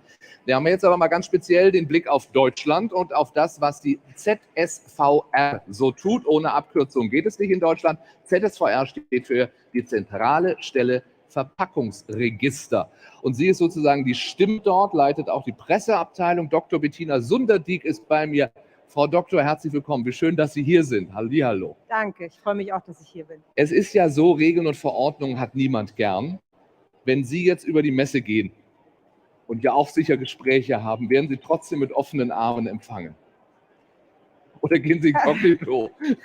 Eine interessante Frage, denn tatsächlich habe ich es mich eben auch schon gefragt. Ich hatte den Eindruck, dass hier oder da tatsächlich Zurückhaltung angesagt war, als wir gesagt haben, woher wir sind. So nach dem Motto, jetzt kommen die uns hier kontrollieren. Aber nein, wir haben auch ganz viel offene Stände erlebt und nette Personen erlebt, die uns auch ein bisschen was zur Recyclingfähigkeit von Verpackungen erzählt haben, neue Trends, und das war sehr spannend. Eben, das ist ja auch nicht ohne Hintergedanken eingerichtet worden, diese ZSVR und das Verpackungsregister. Wir wollen eben darüber sprechen, welche Pflichten es in Deutschland gibt, wer sie erfüllen muss und warum das so ist. Erstmal vielleicht, um es nochmal klar zu machen, warum gibt es diese zentrale Stelle Verpackungsregister überhaupt? Nun ja, in Deutschland gilt die Verpackungsverordnung schon seit mehreren Jahrzehnten oder sie galt seit mehreren Jahrzehnten. Und das Problem war, dass sich nur sehr wenige Unternehmen daran gehalten haben. Zum Beispiel ungefähr 60.000 Unternehmen hatten 2018 einen sogenannten Systembeteiligungsvertrag zur Finanzierung der Verpackungen, die sie mit ihren Waren in den Verkehr brachten, die eben beim privaten Endverbraucher, also bei uns allen im gelben Sack, in der gelben Tonne und Papier und Glas, Tonne oder Container landen. Und das waren viel zu wenige, das wusste man. Und das duale System, was ja bundesweit zuständig ist, auch die Abfälle einzusammeln, zu sortieren und zu recyceln, das stand zuletzt 2014 vor der Insolvenz. Und das haben privatwirtschaftliche Unternehmen der Wirtschaft aufgefangen. Und es war klar, so kann es nicht weitergehen. Jeder, der Verpackungen in Deutschland mit seinen Waren in den Verkehr bringt, muss auch das Recyceln dieser Verpackung bezahlen. Und es kann nicht sein, dass die Unternehmen, die sich rechtskonform verhalten, für die anderen mitbezahlen. Ja. Und es betrifft jetzt eben sehr viele mehr. Also ich sage mal so, am Anfang war das so, korrigieren Sie mich, was für wirklich Branchenkennerinnen und Kenner dieses Verpackungsregister. Und nun ist es so quasi jeder, der gewerblich Verpackungen in Umlauf bringt. Ich weiß das deswegen, wir sind ein Verlag natürlich, wir haben dieses wunderschöne Magazin. Die Tatsache, dass wir das gewerblich verschicken, also in einen Umschlag tun, jetzt gar nicht groß eine Verpackung quasi im Handel haben, aber das ist Verpackung und das muss registriert und angemeldet werden. Naja, es ist schon interessant. Viele wussten es tatsächlich nicht.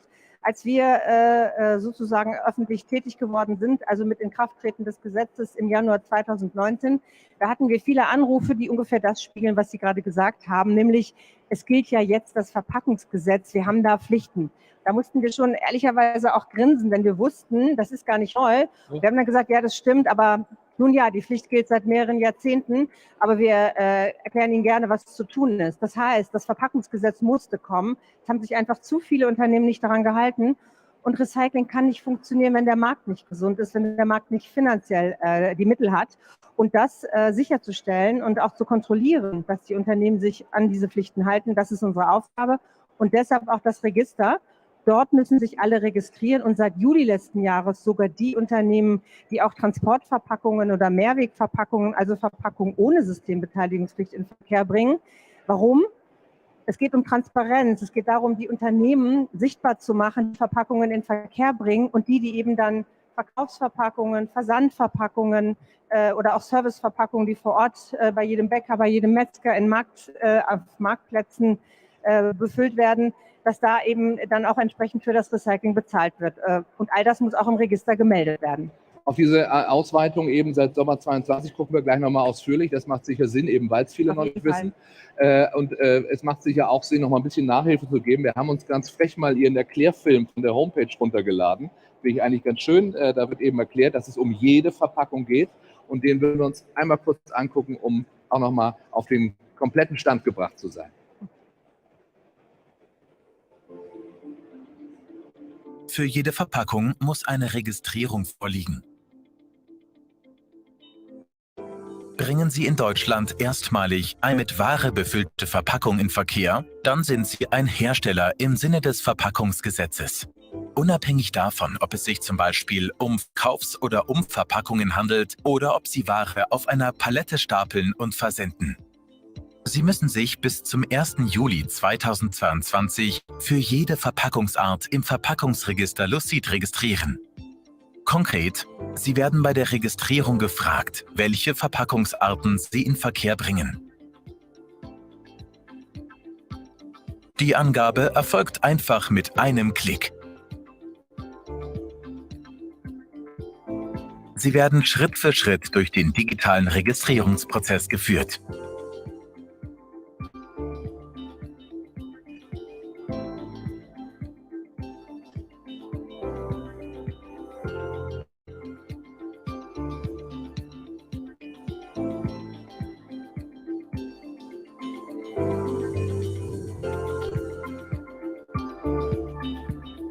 Rechtssicher, fair und zukunftsgerichtet. Registrieren Sie Ihr Unternehmen im Verpackungsregister Lucid und übernehmen Sie Produktverantwortung. Lucid. Gemeinsam Transparenz schaffen.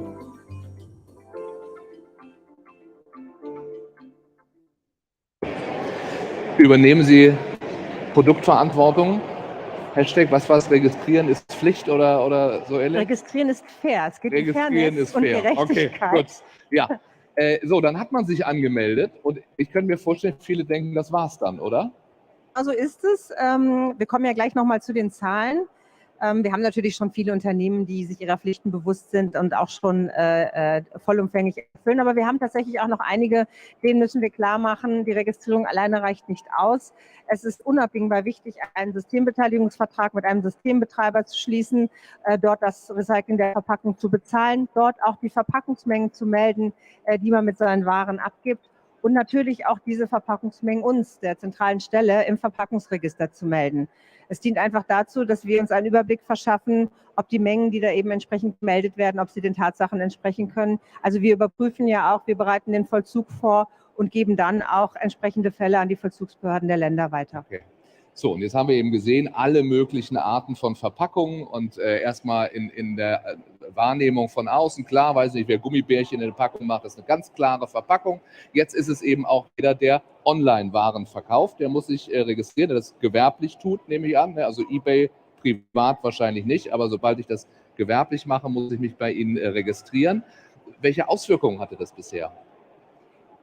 Nun, Versandverpackungen sind eben wie Produktverpackungen und Verpackungen, die beim privaten Endverbraucher im Abfall landen. Darum geht es. Und es geht um die Unternehmen, die sie in Verkehr bringen, die stets gewerbsmäßig handeln. Es geht also nicht um den Privaten, der etwas versendet. Und was die Marktplätze angeht oder die Online-Seller, wir wissen während der Corona-Zeit zum Beispiel und auch schon vorher, der Onlinehandel ist massiv angewachsen. Wir haben also auch sehr viel mehr Verpackungen in diesem Bereich.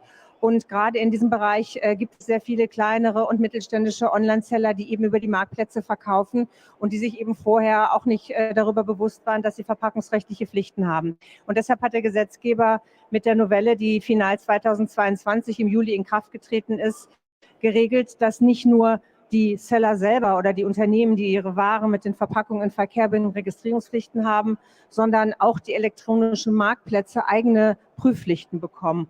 Analog so der Umsatzsteuergesetzgebung. Und die Marktplätze müssen eben sicherstellen, dass die Online-Seller auf ihrem Marktplatz tatsächlich bei uns registriert sind im Verpackungsregister und auch einen Systembeteiligungsvertrag haben. Das müssen sie dort nachweisen. Sie müssen dort also auch einen Nachweis hochladen. Und das hat natürlich zu einem massiven Anstieg der Registrierungszahlen geführt, denn die Marktplätze haben kontrolliert und die haben auch Konten gesperrt, wenn eben Seller nicht nachgewiesen haben, dass sie bei uns registriert sind und dass sie das Recycling bezahlen. Ihr Eindruck ist, dass also die Marktplätze auch ihren Pflichten nachgekommen sind. Ein großer Marktplatz ist Amazon. Ich glaube, da haben das viele auch mitbekommen. Da passiert das. Es gibt auch andere Marktplätze. Also da haben Sie jetzt keine schwarzen Schafe irgendwie gefunden oder wenn, müssen Sie sie noch suchen? Also es gibt eine hohe Anzahl von Marktplätzen und es gibt natürlich einige mit einer besonders hohen Marktbedeutung. Ich kann sagen, dass wir mit vielen einschlägig bekannten, also eigentlich allen uns einschlägig bekannten Marktplätzen in einem Kontakt, in einem Austausch stehen. Das heißt, wir haben erstens angeboten, dass man über eine Schnittstelle vollautomatisiert abfragen kann, den Registrierungsstatus der Seller. Anders wäre das für große Marktplätze überhaupt nicht möglich zu kontrollieren, wer kommt denn seinen Pflichten nach. Das ist das eine. Wir haben aber auch die Marktplätze unterstützt, ihre Seller zu informieren, warum sie das tun, warum eventuell ein Konto gesperrt wird. Und das hat man sehr gerne in Anspruch genommen. Uns war es sehr wichtig, auch mit einer Stimme zu informieren, dass derjenige, der verpflichtet ist, nicht verschiedene Informationen bekommt, sondern dass er kurz und knapp weiß, das ist der Grund, das ist zu tun und so kann ich es realisieren. Und wir sind bis heute, wir reden ja auch über internationale Marktplätze, wo eben Verkäufer in Deutschland die Waren in Verkehr bringen. Also wir haben sehr gute Kontakte, haben sehr viel unterstützt, haben sehr viel Kooperation und auch Bewusstsein für die Pflichten seitens der Marktplätze gesehen. Und wir sind immer noch daran, insbesondere die internationalen da, ich will mal sagen, zu begeistern, aber jedenfalls auf die Pflichten aufmerksam zu machen. Jetzt haben Sie Zahlen versprochen. Wie viele Registrierungen gibt es denn? Ja, 732.000. Und wenn man das jetzt mal in einen Zusammenhang setzt zu den eben präsentierten 60.000 Unternehmen, die in Deutschland einen Systembeteiligungsvertrag hatten, dann sieht man, da ist schon eine Menge passiert. Und von diesen 732.000 Registrierungen sind ungefähr 360.000 Registrierungen aus Deutschland, der Rest aus dem Ausland, davon ungefähr 240.000 aus China. Und das zeigt das Ausmaß der Wettbewerbsverzerrung, denn diese Unternehmen waren vorher nicht sichtbar. Das sind sie jetzt im öffentlichen Register.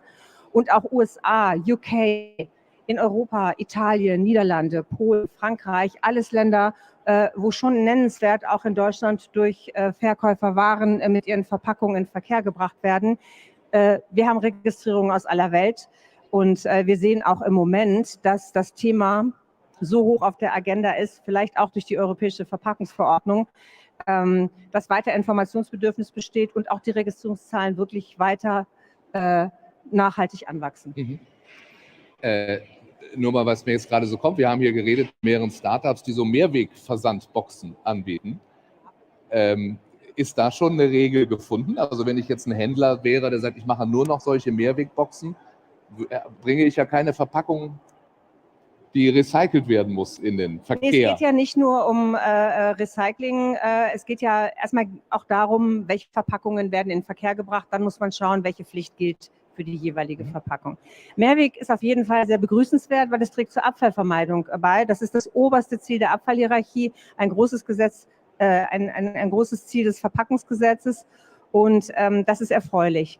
Dennoch, der Gesetzgeber möchte seit Juli letzten Jahres, dass jeder, egal welche Verpackung er in Verkehr bringt, sich registriert und eben angibt, welche Verpackung er unter welchem Markennamen in Verkehr bringt. Das heißt, eine Mehrwegverpackung würde man angeben, man würde sein Häkchen bei Mehrwegverpackung setzen oder wenn man Transportverpackungen in Verkehr bringt, dann setzt man das Häkchen auch Transportverpackungen und dann unterscheidet man eben, Mehrweg ist eine Verpackung ohne Systembeteiligungspflicht, dafür muss ich kein Recycling finanzieren. Wie gesagt, sehr begrüßenswert, weil es der Abfallvermeidung dient.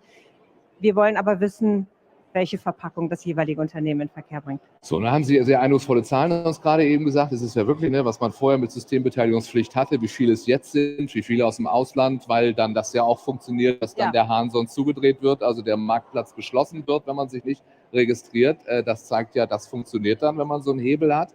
Wünschen Sie sich denn noch Verbesserungen, Veränderungen für die Zukunft? Also erstmal nicht der Marktplatz, sondern der jeweilige Online-Shop wird geschlossen. Ja, der eigene Marktplatz sozusagen dann, ja? ja, Teil davon. Ne?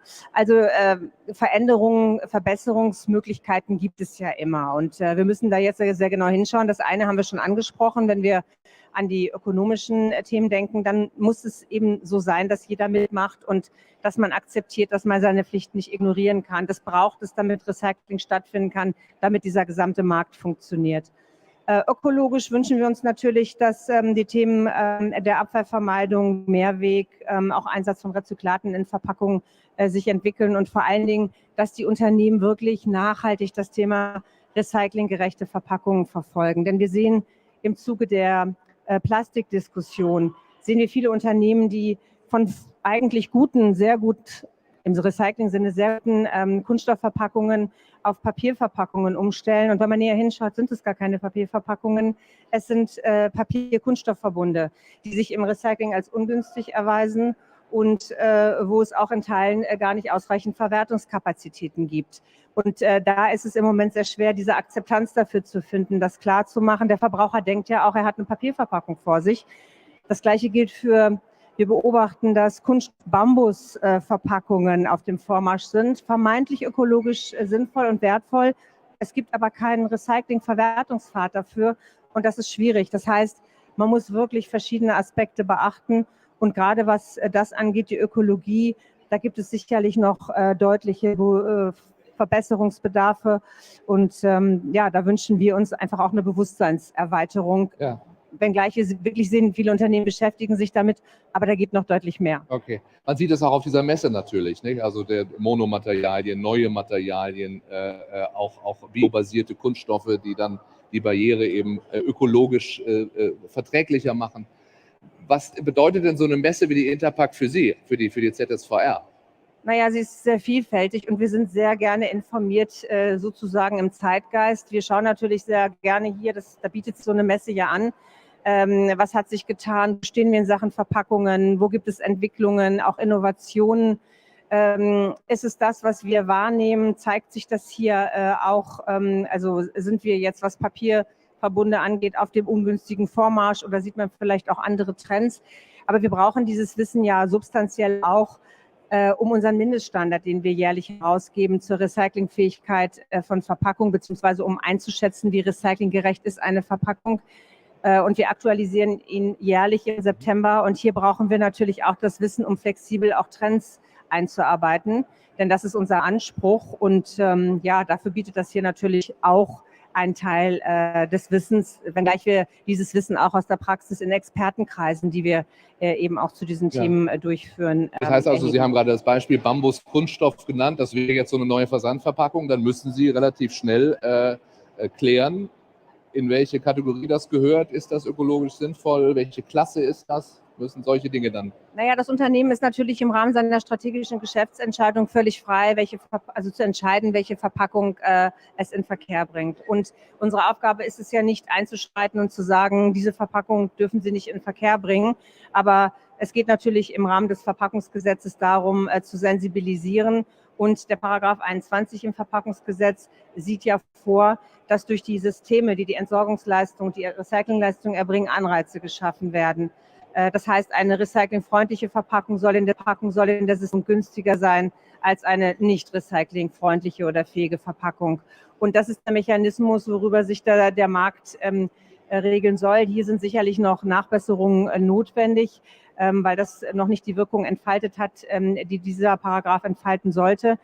Aber wie gesagt, das ist ein Steuerungsmechanismus, dieser Mindeststandard. Aber unsere Aufgabe ist es nicht, jetzt den Unternehmen zu sagen, diese Verpackung darfst du nicht in Verkehr bringen. Aber die Unternehmen haben die Gelegenheit, gemessen an dem Mindeststandard, zu beurteilen, ist diese Verpackung jetzt recyclingfähig oder nicht. Und das ist natürlich sehr wünschenswert, den Mindeststandard dahingehend zu nutzen. Ja, spannend.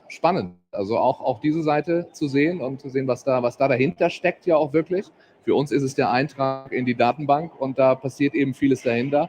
Und jetzt wissen wir auch, warum das Sinn macht, wenn wir uns in 3 Jahren wiedersehen sollten hier. Herzliche Einladung schon jetzt, Interpack 2026. Was würden Sie dann gerne berichten?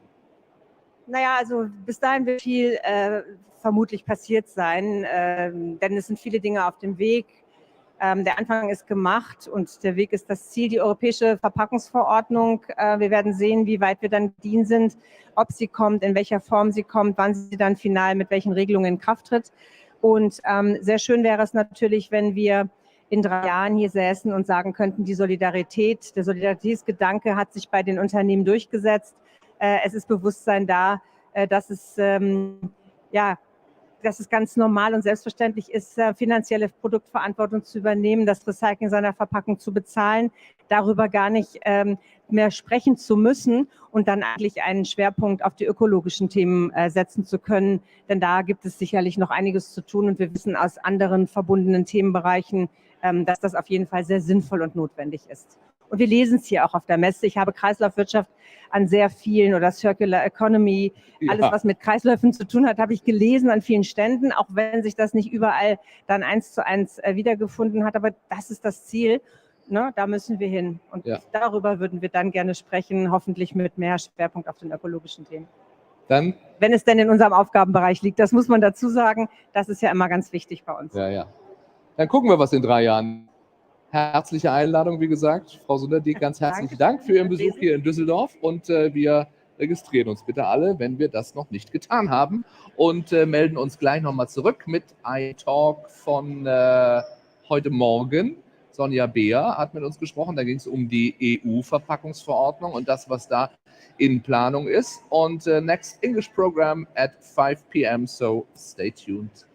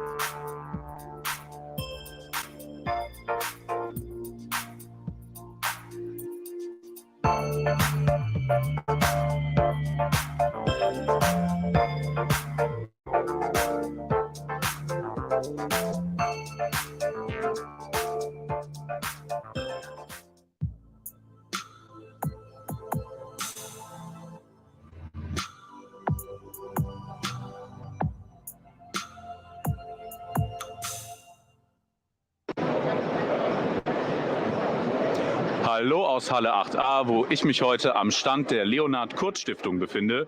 Mit mir hier sind Markus Hoffmann, Mitglied der Geschäftsführung, und Rolf Schmidtke, Projektleiter RECOSYS 2.0. Herr Hoffmann, Nachhaltigkeit ein großes Thema, nicht nur in der Verpackungsbranche allgemein, auch bei Leonhard Kurz. Was genau bedeutet das für Ihr Unternehmen? Also zunächst mal ist unsere Mission, dass wir Produkte einzigartig machen wollen, sie emotionalisieren wollen, und das wollen wir so darstellen und so ermöglichen, dass das ohne schlechtes Gewissen auch in Bezug auf Nachhaltigkeit möglich ist. Wie genau steht das in Relation im Kontext zu Ihren Produkten? Ja, zunächst mal kann man vielleicht auch ganz kurz zeigen, besteht unser Prozess daraus, dass wir mit einer Folie nur dünne Schichten übertragen, der Träger also nicht am Produkt verbleibt und zunächst mal von Natur aus das Produkt recyclingfähig ist und wenig Materialverbund oder eigentlich keinen Mischmaterialverbund hat. Ja? Aufgabe bleibt natürlich aber am Ende trotzdem auch, um den Polyesterträger eine Lösung zu finden. Ja? Aber zunächst mal am Produkt verträgt sich die schon sehr gut, und ich verbleibe dabei, die Mission muss ja zunächst mal sein, eine Wertigkeit ins Produkt zu bringen und dann im Nachhinein aber nicht Einschränkungen in der Nachhaltigkeit zu machen, und ich möchte an der Stelle betonen, auch kein Greenwashing zu betreiben. Das wollen wir nicht tun. Das ist eine sehr wichtige Information, das ist nicht selbstverständlich.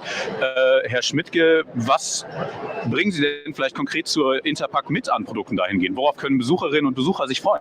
Naja, das Konzept sieht jetzt so aus, dass genau das hier, was überbleibt, zurückgeht. Wir nehmen diesen Träger wieder zurück. Wir fangen damit an in Deutschland, werden das weiter ausrollen auf Europa und auch dann natürlich für andere Märkte, die in Asien und in Amerika liegen, Lösungen später anbieten müssen. Wie sieht es da mit der Trägerstärke, der Trägerdicke aus? Das ist sicher ein relevanter Punkt. Das geht parallel dazu und das geht Hand in Hand. Wir haben die Trägerstärken reduziert von 12 μ kommend auf 10 bis runter zu 6 μ. Und das folgt natürlich dem Gedanken, alles das, was ich von vornherein nicht in den Prozess reingebe, muss ich hinterher nicht recyceln. Das Zweite ist, dass sich die Eigenschaften dieser Folie durch die Reduzierung der Trägerstärken deutlich verändert haben. Wie wirkt sich das auf das Recycling selbst aus? Wie steht es da vielleicht auch mit Zertifikaten? Was ist da der Nutzen? Wir können den Kunden ein Zertifikat ausstellen, wie viel CO2-Emissionen erspart wurden, wenn man die Folie bei uns in den Recyclingkreislauf gegeben hat. Mit diesem Zertifikat lassen sich die Scope-3-Emissionen sehr sauber nachrechnen und nachweisen, sodass unsere Verarbeiter und unsere Kunden für die OEMs dann auch entsprechende Zahlenwerke liefern können. Dann danke ich Ihnen beiden schon mal für diese Einblicke. Oh. Wir hätten noch eine kleine Anmerkung. Ja. Wir sind beide in Deutschland schon auf Tour gewesen, um das Programm vorzustellen. Man kennt uns von LinkedIn und wir wollen es nicht verpassen, an diejenigen, die uns schon kennen, auch zu sagen, zu erinnern, die ein oder andere Tour geht weiter. Richtig? Daumen hoch. Dankeschön.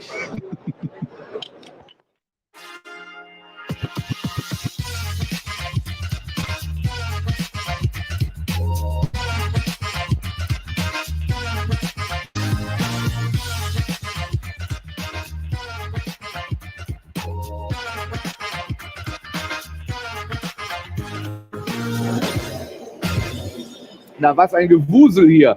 Schönen guten Morgen, 10 Uhr am Dienstag, vorletzter Messetag hier auf der Interpack. Jetzt kommt die Durchsage, jetzt gehen die tausenden Menschen, die eigentlich warteten auf dieses Programm hier, in die Hallen.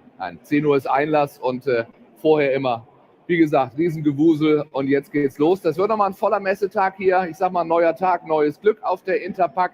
Wir sind auch wieder da, den ganzen Tag über gibt es Live-Programm aus hier unserem gläsernen Messestudio mit allem, was hier auf der Messe beredet wird, auf der es ja so viel zu sehen gibt. Und wie immer beginnen wir den Tag mit Eindrücken aus den Hallen hier am Düsseldorfer Rheinufer. Das haben unsere Social-Media-Kolleginnen und Kollegen gestern an Bildern eingefangen.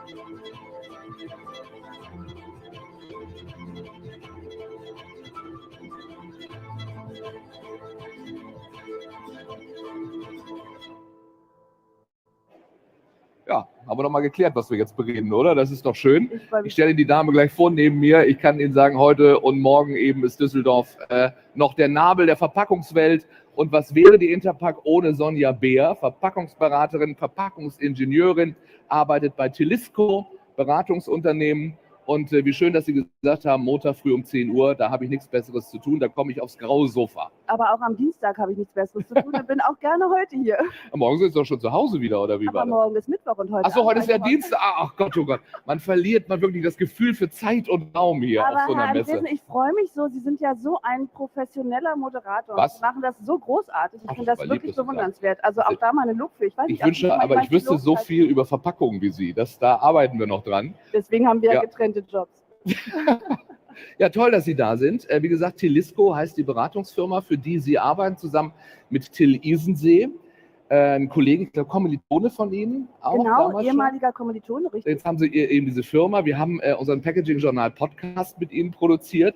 Und ich fand es sehr schön, Isensee hat erzählt, er war als 8-Jähriger hier schon in den Hallen. Ich glaube, sein Vater kommt aus der Branche.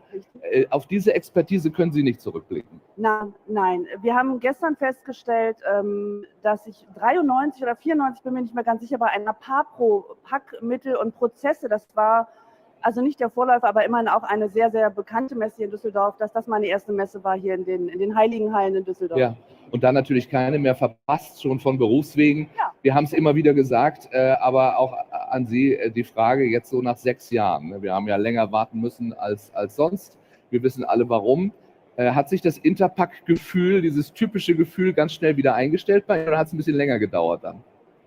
Also ich sag mal so, als ich heute Morgen in der vollen U-Bahn stand, habe ich diese Zeit überhaupt nicht vermisst. Ja, das muss man mal ganz klar sagen. Aber ja, das Gefühl stellt sich sofort wieder ein und das ist ja auch das Schöne. Also der Mensch ist einfach auf Gesellschaft, auf einen direkten Kontakt, auf einen Dialog gewiesen. Vieles von dem, was wir mit Gestik und Mimik rüberbringen, dafür ist 2D einfach nicht gemacht und dafür sind wir einfach wirklich auf das direkte Treffen angewiesen. Absolut. Gott sei Dank. Maschinen anzuschauen, Material zu spüren, irgendwas damit zu machen, das ist alles, das geht nicht nur 2D. Also insofern, ja, das Feeling hat sich sofort wieder eingestellt. Es ist eine fantastische Messe. Sie ist ja ausgebucht, glaube ich, bis auf den letzten Stand. Ich erlebe unheimlich viel internationale Besucher und Besucherinnen und finde das ganz großartig und habe ehrlich gesagt, es selber noch gar nicht geschafft, mein Programm abzuarbeiten. Ich bin heute noch darauf angewiesen, wirklich rumzulaufen, weil man immer wieder zwischendrin stehen bleibt und irgendwo schaut, was es Neues gibt. Sollen wir ein bisschen schneller reden, damit Sie mehr Zeit haben? Das können wir gerne machen. Können wir mit doppelter Geschwindigkeit auch meine Frage stellen? Das ist ja überhaupt kein Problem. Überhaupt kein Problem. Nein, wir machen das in normaler Geschwindigkeit. Also Ihr Job ist es zu beraten, Ihr Job ist es, Lösungen aufzuzeigen, Ihr Job ist es aber auch mal mahnend den Zeigefinger zu heben. Greenwashing ist ein Thema, über das wir gleich sprechen wollen. Ein Thema, das auch sehr aktuell ist in der ganzen Branche und hier auch auf der Interpack besprochen wird, offiziell im Hinterzimmer, auch mal hinter vorgehaltener Hand. Das ist die Hoffnung, vielleicht auch manchmal die Sorge vor dem, was die EU plant, die große EU-Verpackungsverordnung. Wie sehr wird darüber geredet, auch mit Ihnen? Haben Sie das schon festgestellt? Ja, natürlich. Also wir sind ja Mitinitiatoren, darüber zu reden. Also unsere Aufgabe ist es ganz klar, in erster Linie für unsere Kunden, aber auch für alle anderen, die es interessiert, darüber zu sprechen, was kann da kommen? Was sind die nächsten Schritte? Was muss getan werden? Was sind überhaupt die, ich sag mal, die Herausforderungen, die sich damit stellen? Und das ist ja wirklich sehr, sehr, sehr vielschichtig. Und man muss ganz klar sagen, allen, die jetzt dann noch so unterwegs sind, ich warte mal ab, die reden ja noch drüber, das wird schon nicht so schlimm kommen. Nein, also da würde ich eine große Warnung aussprechen und sagen, seid bei denen, man sagt ja so schön neudeutsch, die Early Adopters, ja, seid bei denen mit dabei, baut früh genug alle Strukturen auf, die ihr braucht, und zwar ganzheitlich, nicht nur Rezyklateinsatz, nicht nur Recyclingfähigkeit, sondern das Gesamtpaket als Ganzes. Weil dann ist es nämlich auch ein Vorteil. Da sind wir ganz fest von überzeugt und das sehen wir auch bei unseren Kunden. Wir sind in vielen Projekten drin, wo wir genau das tun, bis hin Implementierung digitale Schnittstellen, ja, zu einem digitalen Zwilling, das ist mit einzubeziehen und zwar von A bis Z und wieder im Kreis zurück. Das ist eine große Herausforderung, aber machbar. Finde ich schön, dass Sie sagen, also das macht ja Sinn, also den Unternehmen dann wirklich zu sagen, seid vorzeitig oder seid früh dabei, weil die sind entschlossen. Wir hatten Wolfgang Trunk gestern Abend hier von der EU-Kommission, der sehr entschieden gesagt hat, was die EU da plant und davon lassen die sich auch nicht abbringen, auch wenn es jetzt natürlich viele Gespräche gibt, wie es dann genau aussehen wird. Ja. Vielleicht für die, die es aber doch noch nicht so ganz mitbekommen haben, wir können vielleicht über ein paar Dinge mal gucken. Gerne. Das ist dann eben eine neue Verordnung, die Verpackungsrichtlinie 9462 EG ablösen wird. Ne? Ja, und das Interessante dabei ist, was Sie gerade beschrieben haben, ist nicht die Verordnung, es war eine Richtlinie.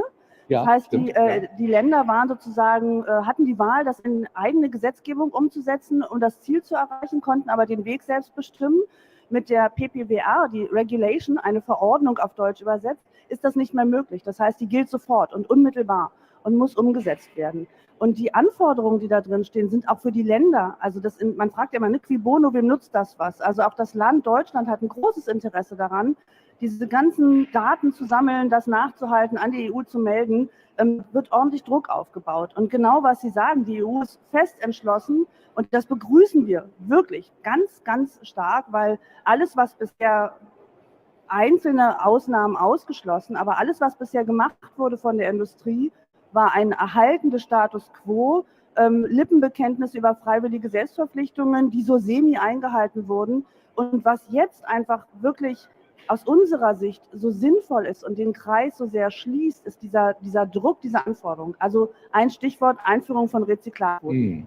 Ich weiß, es gibt den Riesenaufschrei, Polyolefine, das können wir nicht, in Lebensmittelkontakt. Ja, jetzt vielleicht noch nicht, aber wir müssen einfach die Wege jetzt bereiten, um das eben bis 2030 umsetzen zu können und Quoten auch erfüllen zu können. Eben, es ist nicht mehr lange hin, ne? Das muss man auch mal sagen. Es ist 26 und dann ist auch schon fast 2030. Und da ist auch der größte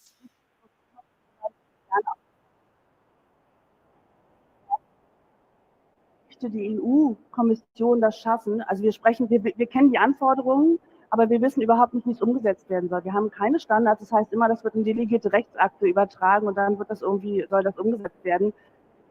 Mir ist bekannt, dass die EU so eine Kapazität hat, um auf diesen verschiedenen Ebenen eine Harmonisierung für 27 EU-Länder herbeizuführen, die von so unterschiedlichen Niveaus herkommen. Und das ist ganz, ganz wichtig, dass man da einfach versucht, auch dieses Minimum an Anforderungen, an Umsetzungsanforderungen nicht zu sehr nach unten zu korrigieren. Das würde Deutschland nicht gut tun, ja, aber auch nicht zu sehr nach oben, weil damit hängt man wieder. Okay, also das heißt, die Angst kann sein, weil es für alle Staaten eben verbindlich und sofort gilt. Wir setzen das, wo es eben noch überhaupt nicht Regeln über uns gibt und dann geht es eher wieder nach unten. Mancher der Industrie würde vielleicht Juhu rufen dann. Ja, möglicherweise, aber ganz ehrlich, ich meine, mit der Zielsetzung, da ist man schon getrieben. Das ist am Ende eine Frage der Kosten.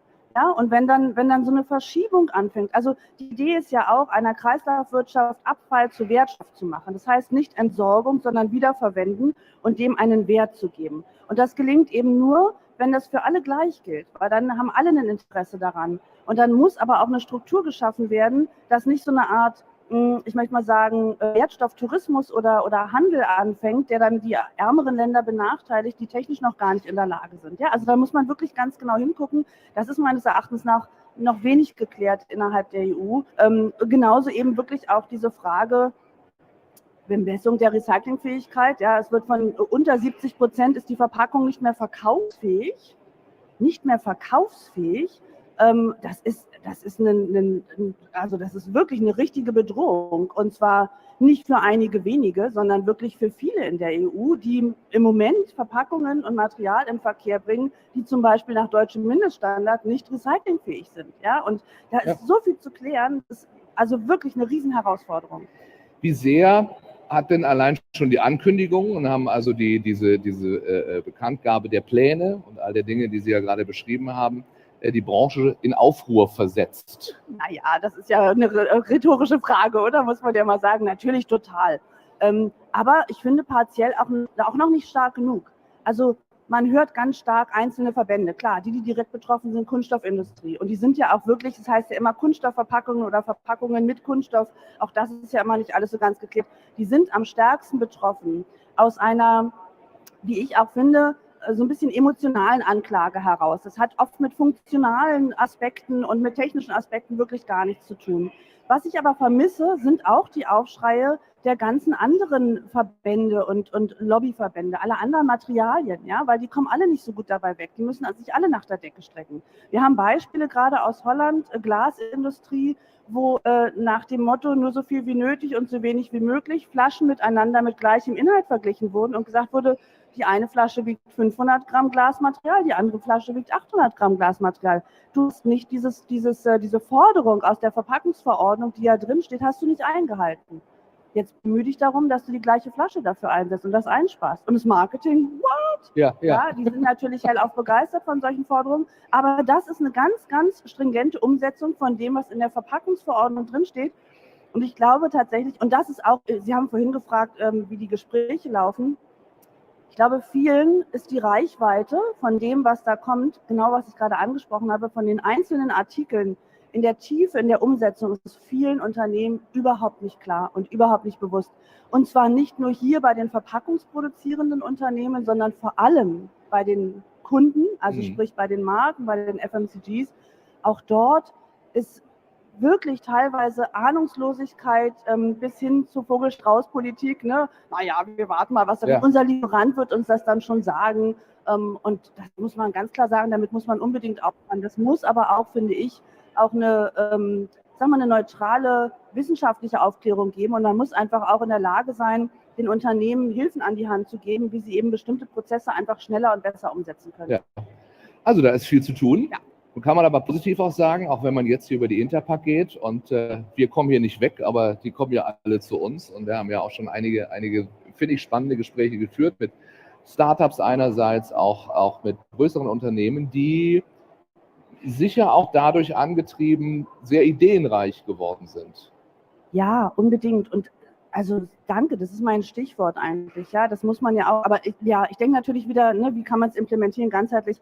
Innovation ist das Stichwort. Und wir müssen, also nochmal zurück auf die PPWR, wir müssen ganz doll aufpassen, dass alles das, was wir in Standards, in delegierte Rechtsakte auch erst in 5 oder 6 Jahren gießen, nicht die Innovationen außen vor lassen. Und da ist richtig Musik gerade drin. Das ist irre. Also im Recyclingbereich, was es an neuen Technologien gibt, an Prozessen, an Sortiermethoden, Mechanismen, Techniken, an Wasch- und Aufbearbeitungsmethoden. Das ist wirklich, und das geht bis hin, dass man einfach Siebgrößen verändert und bessere Ergebnisse erzielt. Also das ist wirklich fantastisch und da ist ein riesen Innovationsschub und auch da würde ich mir tatsächlich wünschen, es gäbe mehr und einfachere Fördermöglichkeiten zum Beispiel, ja, dass man einfach auch als kleiner Mittelständler viel einfacher an Geld kommt, um zu sagen, ich muss nicht erst einen riesen Antrag stellen und irgendwelche riesen Netzwerke aufbauen.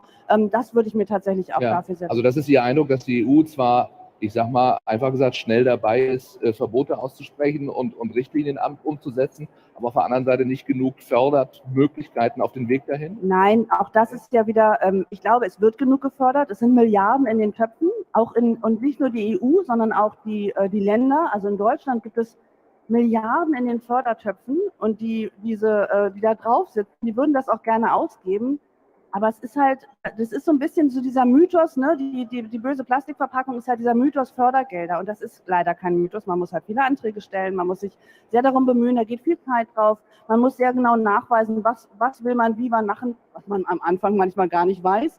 Und ich glaube einfach, auch da wäre es so schön, wenn mit einhergehend auch dort eine Erleichterung stattfinden würde. Also die Schwelle einfach etwas niedriger wäre, darauf Zugriff zu bekommen. Also viel zu tun. Wir werden das alles verfolgen. Wir haben ja noch gar nicht über Greenwashing gesprochen und könnte man natürlich sagen, das wird durch so eine Verordnung nahezu unmöglich gemacht. Oder? Nicht? Ach, nein. Also auch das, ne, auch eine rhetorische Frage. Nein. Und das wäre auch naiv, das zu glauben, um Gottes Willen. Also man muss ja immer so ein bisschen unterscheiden, was ist Greenwashing und was ist wirklich die Botschaft, tue Gutes und rede darüber, ist enorm wichtig. Ja? Und da sprechen wir nicht nur das Marketing an, sondern wirklich natürlich auch den Vertrieb und die Verkaufsfähigkeit.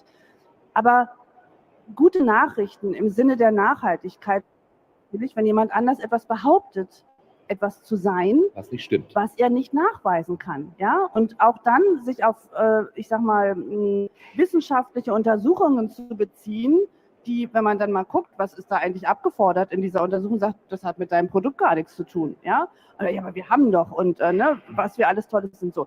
Also da muss man sehr genau drauf achten und ja, natürlich auch hier auf der Messe, es gibt sehr, sehr viel zu tun und das ist ein Riesenthema. Und auf der anderen Seite auch wieder wird alles nicht so heiß gegessen, wie es gekocht wurde, weil das, was jetzt in dieser Green Claiming-Verordnung drinsteht, was von der EU kam, das ist in Deutschland tatsächlich auch jetzt schon gültig über das Gesetz gegen unlauteren Wettbewerb. Es gab halt nur noch nicht so viele, die sich da wirklich drauf berufen haben und auch dagegen geklagt haben. Und das ist ja auch nicht der Hauptteil des eigenen Geschäftes, Wettbewerber anzuklagen. Da muss es schon ganz, ganz ordentlich kommen, bis man das macht. Aber also ich hoffe sehr, dass das auch dazu führt, dass eine bessere Vergleichbarkeit stattfindet, eine Art Standardisierung und Neutralisierung und das vor allem auch für den Verbraucher. Und darum geht es ja am Ende. Ja, der soll ja die Produkte in der Verpackung kaufen und der soll ja wissen, nicht nur das Gefühl kriegen, sondern der soll ja wissen, dass er damit zumindest nichts verschlechtert. Also insofern totale Befürworterin, wir machen das ja viel, irgendwie, dass wir Claims durchgehen, Webseiten durchgehen und immer dann sagen, oh hier, ne. Das heißt, der Kunde kommt zu Ihnen und sagt, wir haben hier dieses und jetzt schau mal, ist das alles haltbar? Genau, also der Kunde kommt zu uns, genau, gibt es. Unsere Kunden kommen zu uns, weil sie das wissen. Manchmal kommen auch wir zu einem neuen Kunden und sagen, ey, Achtung, Achtung, damit wäre ich mal ganz vorsichtig. Und dann auch natürlich, klar, menschlich, manche sagen, ach, ist mir doch egal, ja, haben wir schon immer so gemacht, werden wir auch weiter so machen. Und manche sagen, oh ja, klar, das wollen wir gerne ändern. Und dann stelle ich auch wieder fest, und das muss man auch sagen, auch hier auf der Mitte, dann stelle ich wieder fest, die wollen ja gerne. Die wollen auch wirklich gut sein und die wollen es auch richtig machen. Und das finde ich ist auch ein ganz wichtiger Ansatz, auch für die Branche übrigens. Ich kann es nicht mal hören von der Politik, dass dieses auch Bashing, dass immer gesagt wird, ja, und die Verpackungsindustrie und der Müll und die Kunststoffindustrie. Nein, wirklich. Ich würde mal sagen, der Großteil, 80-90% sind echt bemüht, was zu verändern im Rahmen ihrer Möglichkeiten. Ja, das meinte ich vorhin. Und das sieht man eben auch hier, wie viel sich da tut schon und wie viel da passiert und wie dieses Thema natürlich längst schon angekommen ist. Wir hatten ja schon gesagt, wir könnten so ein Phrasenschwein aufstellen, immer 2 €, wenn jemand Nachhaltigkeit sagt, weil es natürlich oft gesagt wird, aber in der Tat schon längst angekommen ist. Sagen Sie vielleicht noch ganz kurz, vielleicht können wir konkrete Tipps nochmal geben, bevor man dann zu Ihnen kommt, die Einstiegstipps für den Nachhaltigkeitsclaim. Also was muss ich tun, worauf muss ich achten, damit ich mich als Unternehmen ja gar nicht erst dem Vorwurf des Greenwashing aussetze? Eine ordentliche Untersuchung, eine wissenschaftliche Untersuchung habe ich schon gehört. Ja, genau. Also ich muss gerade mal überlegen, ob es da so auf die Schnelle überhaupt so eine, also vielleicht auch das, was immer auch für Verpackung gilt.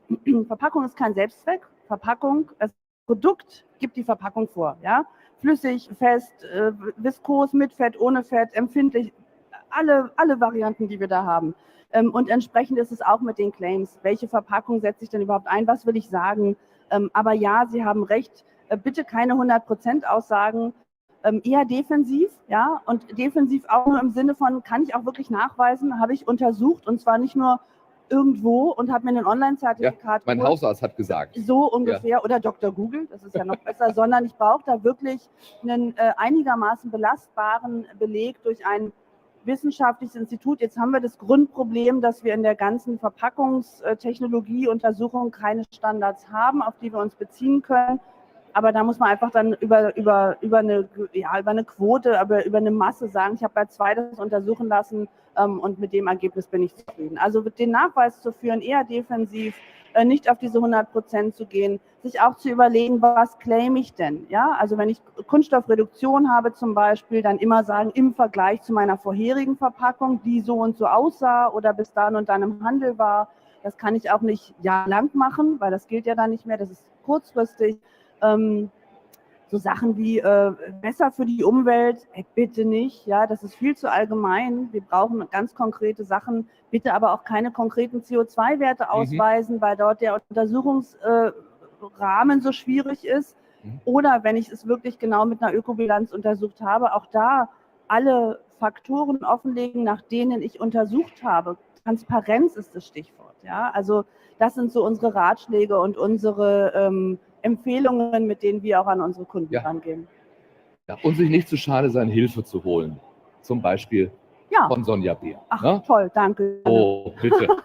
Bitte schön. Okay, ja, wie toll.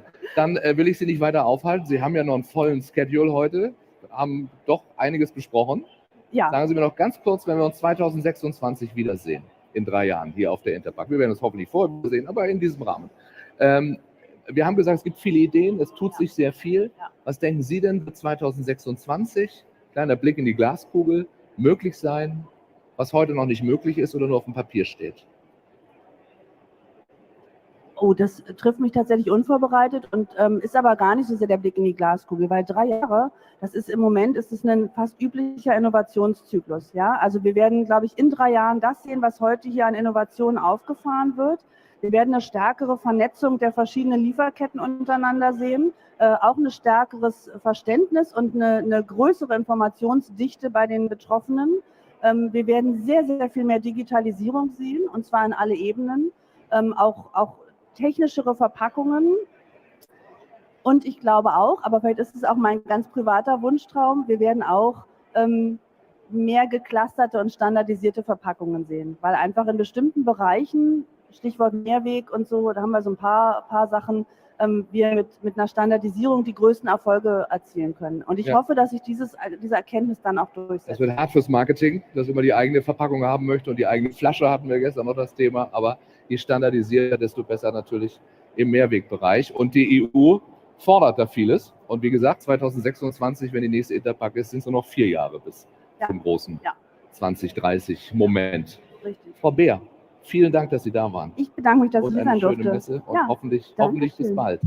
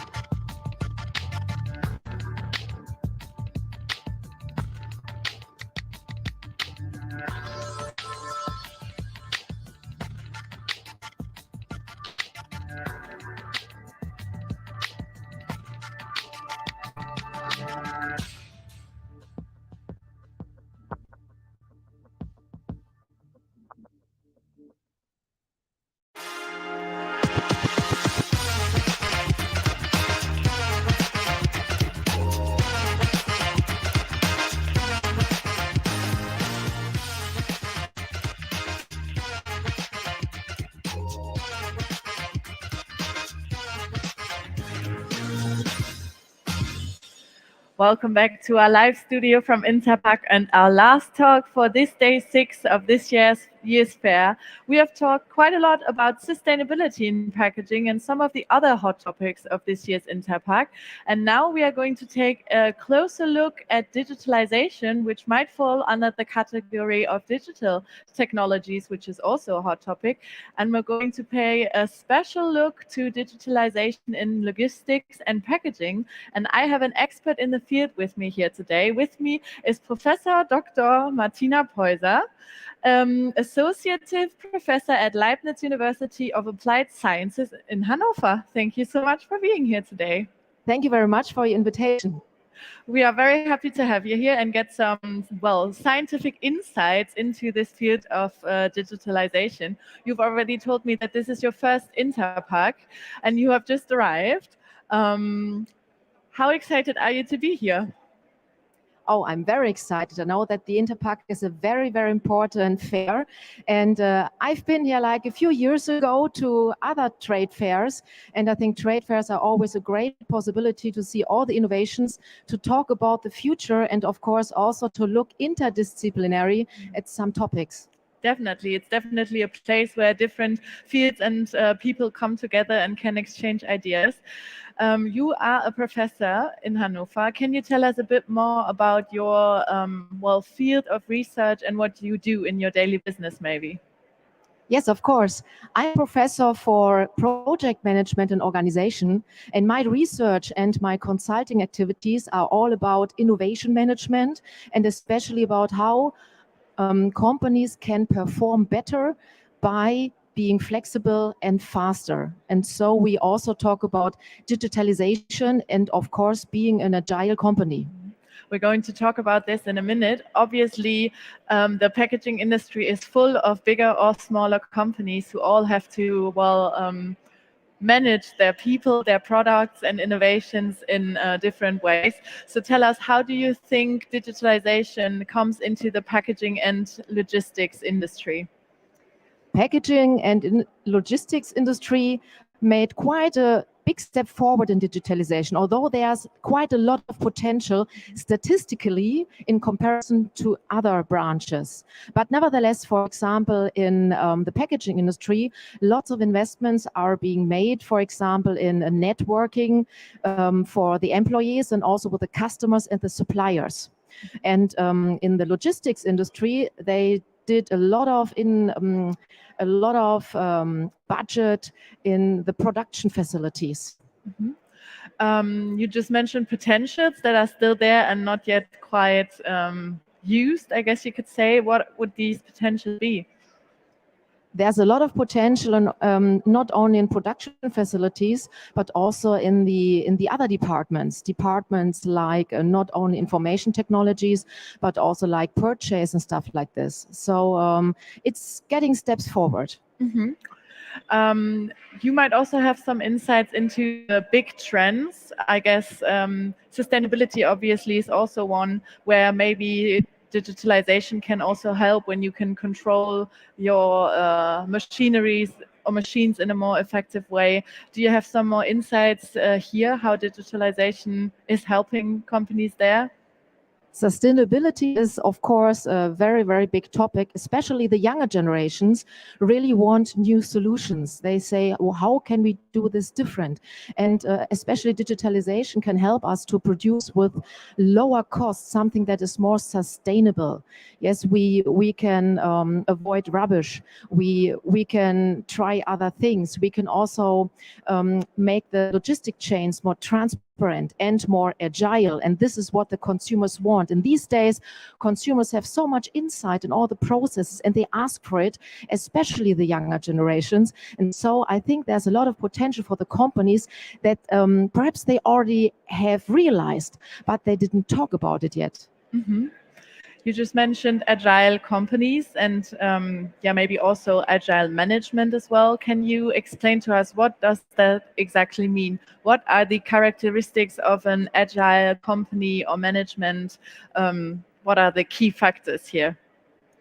Agility is kind of a buzzword. Yes, I mean, it's not new. Actually, it's all fuss about, oh, such a new word, such a new concept. No, no, no. It was about 1970 and even earlier times when we have had robots that were able to produce agile. And then it came to the information technology and they said, well, we do agile project management. And these days we say, okay, agility we learned by working interdisciplinary, fast, with a lot of people who don't care about hierarchy, but who care about roles. I'm the problem solver, so I am in charge and I do the very best thing that I can.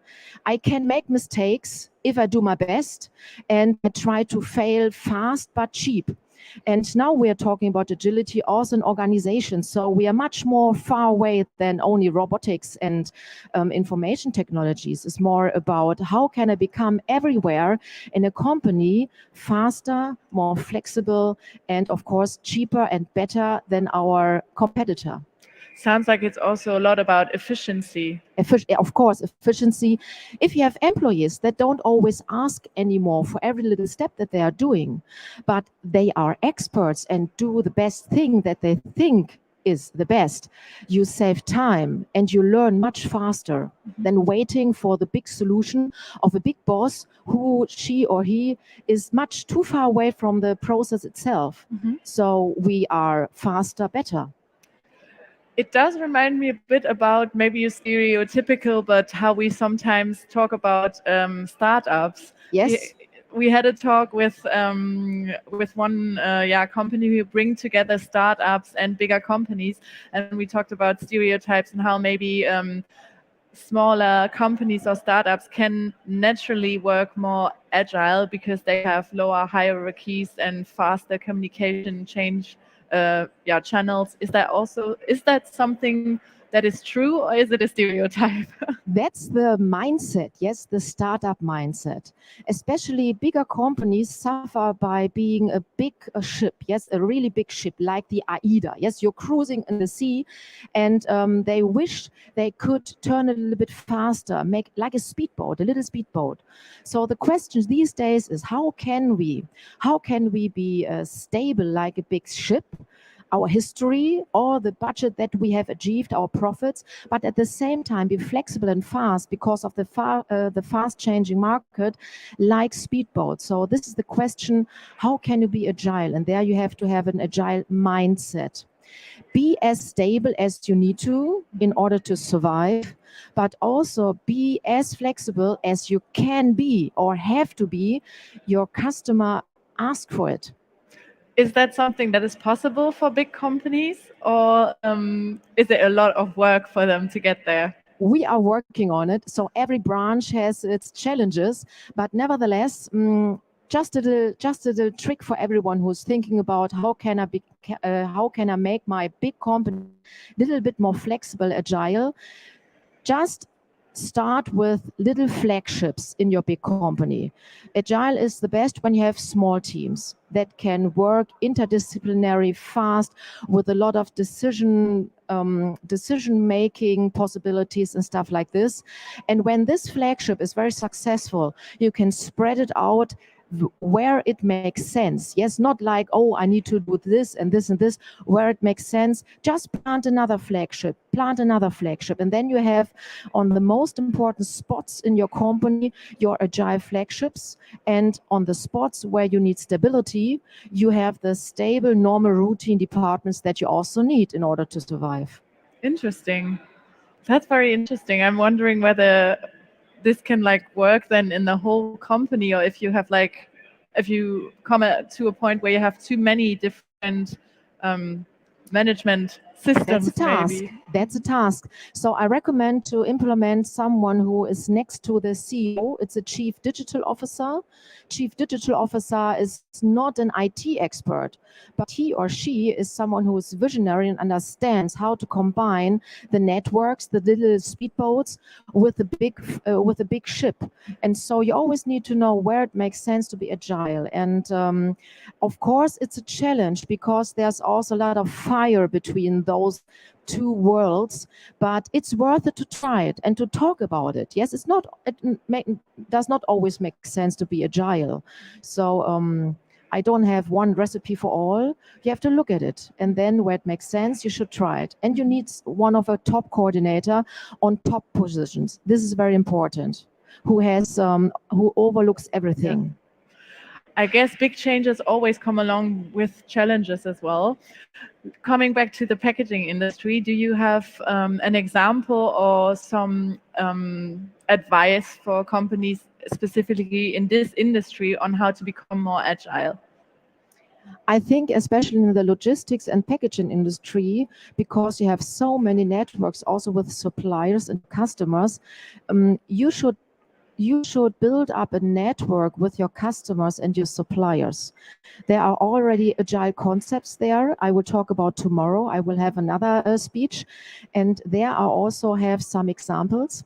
And I think there lies a lot of potential. You can work with your suppliers like you cross the border. You don't only work in your own company, but you build teams with your customer, integrate your customers. I think especially in packaging, there's still a lot you can do because the customer will tell you what they want and listen to your customer what they want. And so I think this is one of the most easiest thing that you can do when you try to be more flexible and agile and of course successful in the packaging industry. I think communication is kind of key, the way I'm taking communication it right now. is king. Yeah, king. Implementing software is not hard, but you have to check the processes, the mindset, the communication skills. Everything changes if you put new software into a company, especially if you digitalize half of the company. It perhaps also changes the heart of the company. Who are we now? Who will we be? And I think a lot of software projects are not successful because you did not do the work first. So it's not always about IT, and this is why I'm here.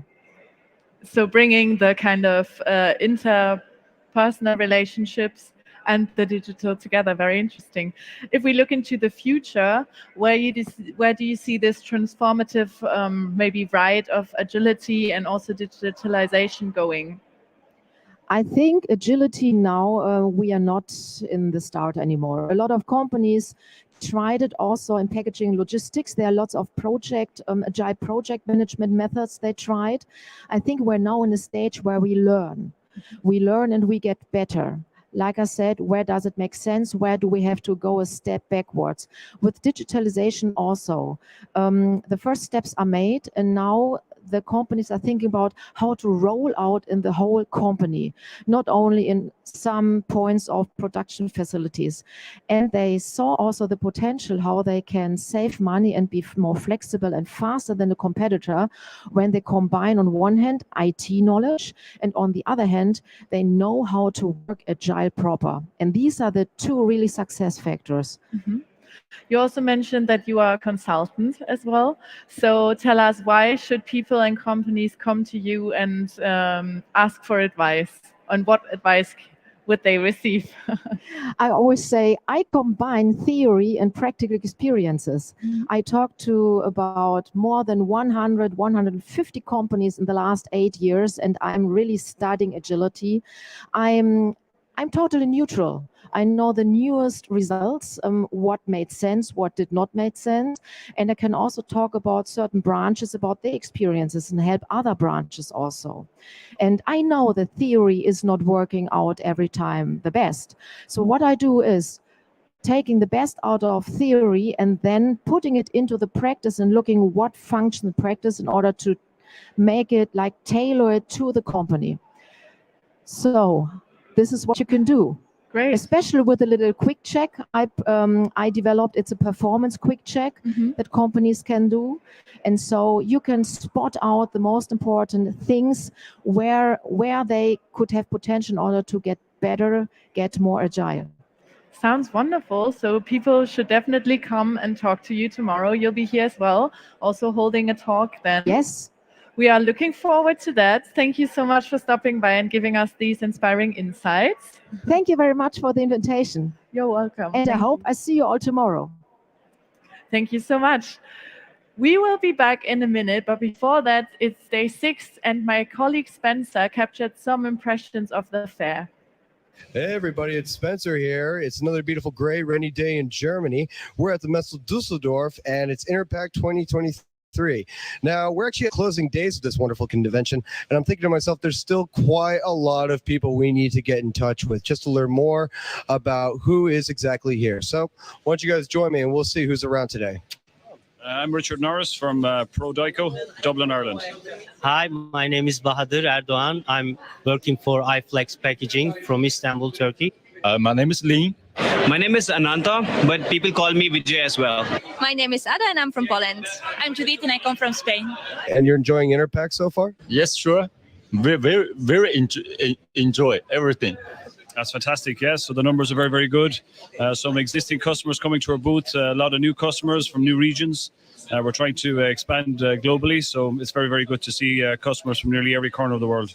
It's a huge experience, very intense, but really good. We work for the packaging department in Switzerland, and I think it's a very good opportunity to know suppliers, different companies, and innovation. And tell me, how are you enjoying Dusseldorf so far? Actually, Düsseldorf, first time in Düsseldorf, and so far it's good. It's a very lovely city. Liked it. Yeah, it's a really nice city, beautiful river and beautiful center. So, yes, very much. I see you have your own batch of Guinness here, so I take it you don't like the German beer?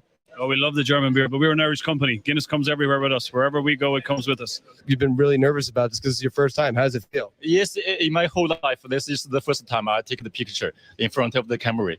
Well, you're a natural born star, Len. Thank you so much. And we'll see you next year, right? Okay, see you. Hopefully, yeah.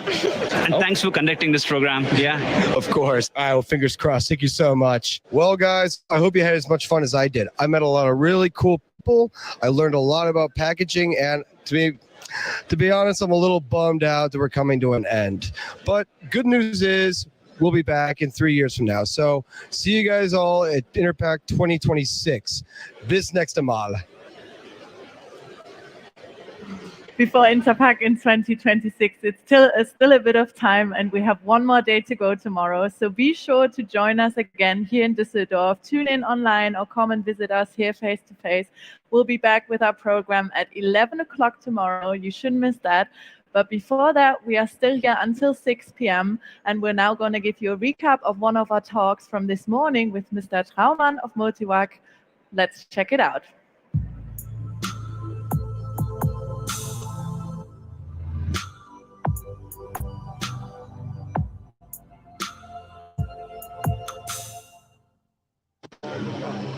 Hello from Hall 6 at Interpack, where I'm at the Coesia booth today.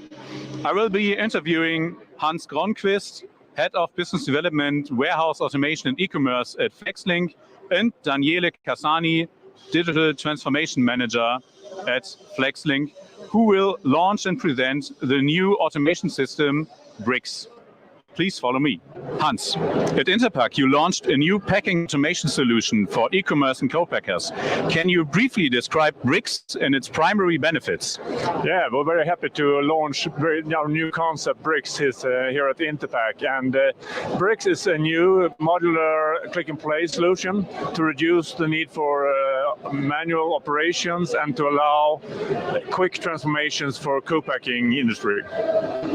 And how exactly does BRICS address the challenges in the packaging industry? Well, today generally consumers, they expect more and more personalization, greater freedom of choice, and this affects the retailers. So they have a need to order smaller quantities, and they also want shelf-ready products, and that's what BRICS are for. And Danielle, what are some common applications for the system? BRICS can help our customer to automatize the process as palletizing, depalletizing, which is picking a product from a pallet or putting back in the pallet, mixing product, labeling, wrapping. We have also features like case erecting and case closing, tray forming. Basically, every process in the repackaging can be automatized. And surely something sets the brick system apart from other automation solutions. What exactly is that? Of course, the thing that sets apart bricks from every other automation solution is the modularity and the simplicity of use.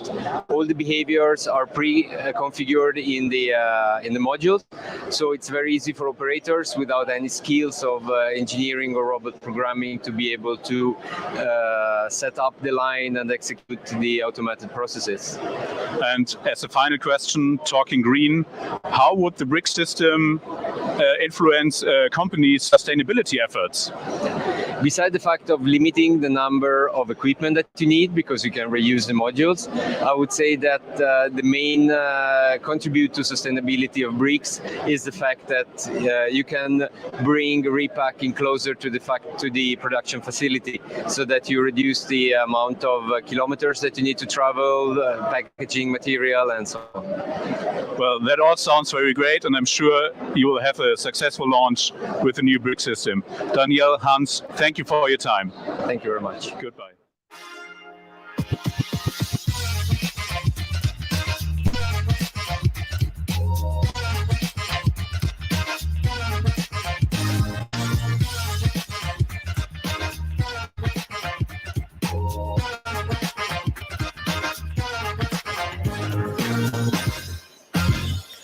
Welcome back to day 6 of Interpack. We are sending live to you again from in between halls 7 and 9 from our glass studio. And if you have missed the fair so far, or if you have maybe missed yesterday, here are some impressions from the social media team of Interpack of what happened yesterday.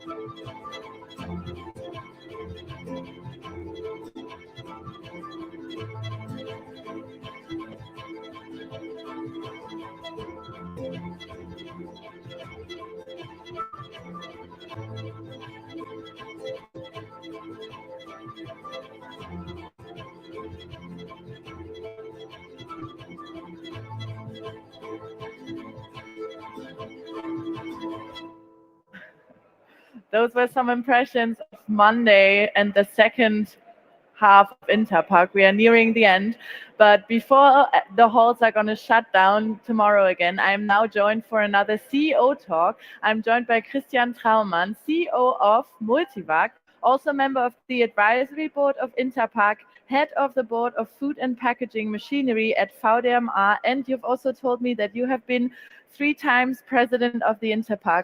Welcome and thank you so much for being here today. Yeah, thank you very much, Julia. It's a pleasure as always being with you. And I must say that the nicest thing is that I can sit.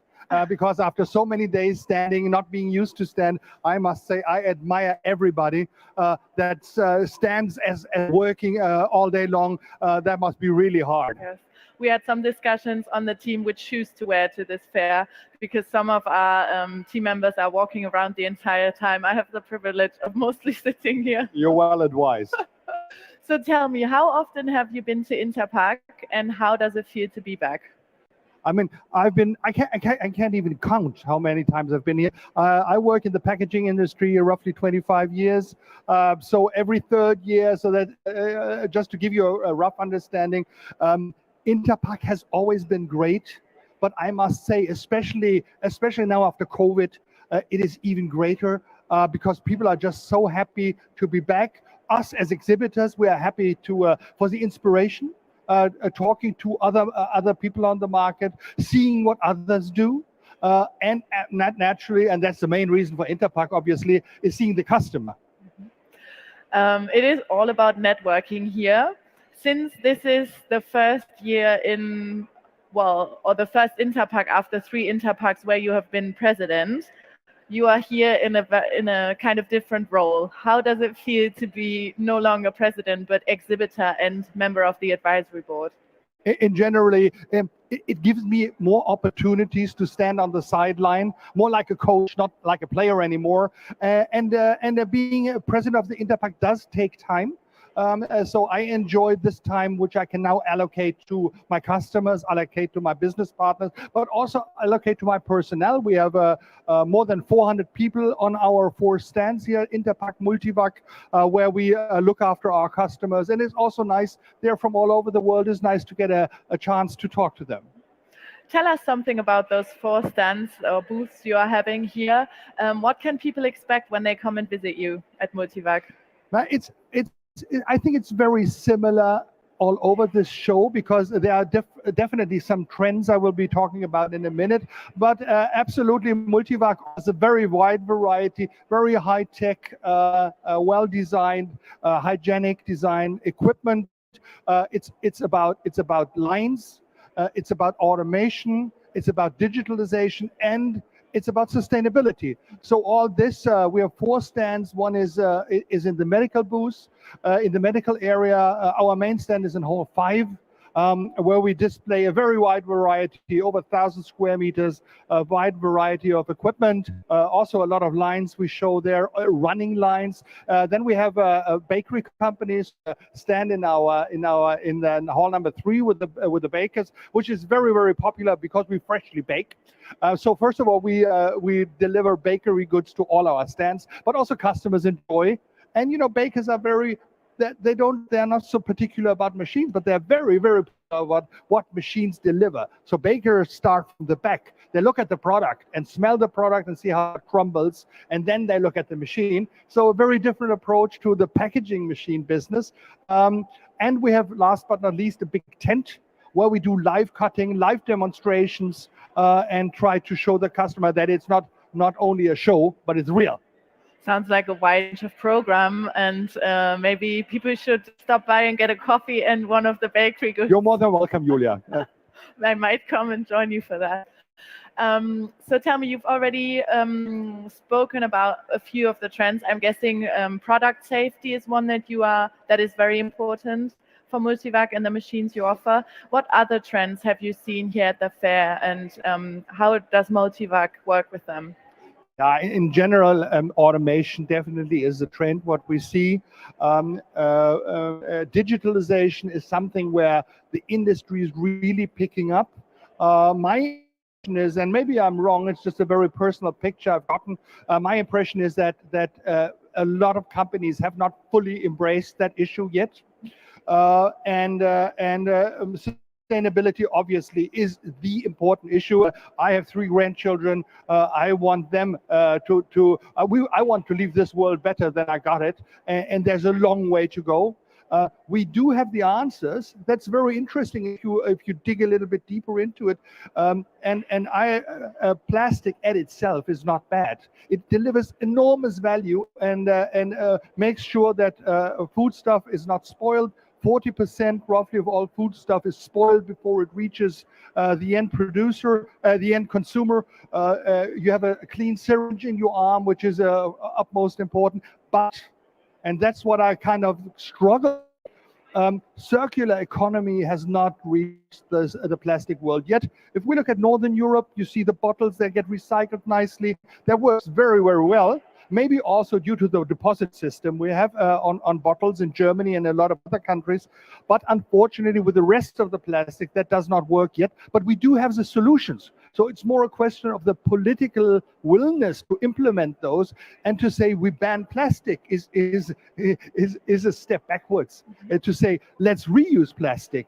Let's make sure that this very valuable product is not just thrown away, but is reused, and it's a great thing. Mm-hmm. Yes, there were so many things that are so important and moving the industry right now. Obviously, sustainability and recycling falling into that. I spoke with Dr. Wolfgang Trunk from the EU Commission yesterday, and we talked about the approaching new regulations. How do you feel about these? How is the industry, in your opinion, coping with them? Are you happy about the new regulations? Yes, generally we need rules, and we think it's the right thing to do. to regulate, and it's the only way. I mean, we are a society. We live together in Germany, 84 million people, in Europe 400 million people. We need rules. So I think yes, it is good.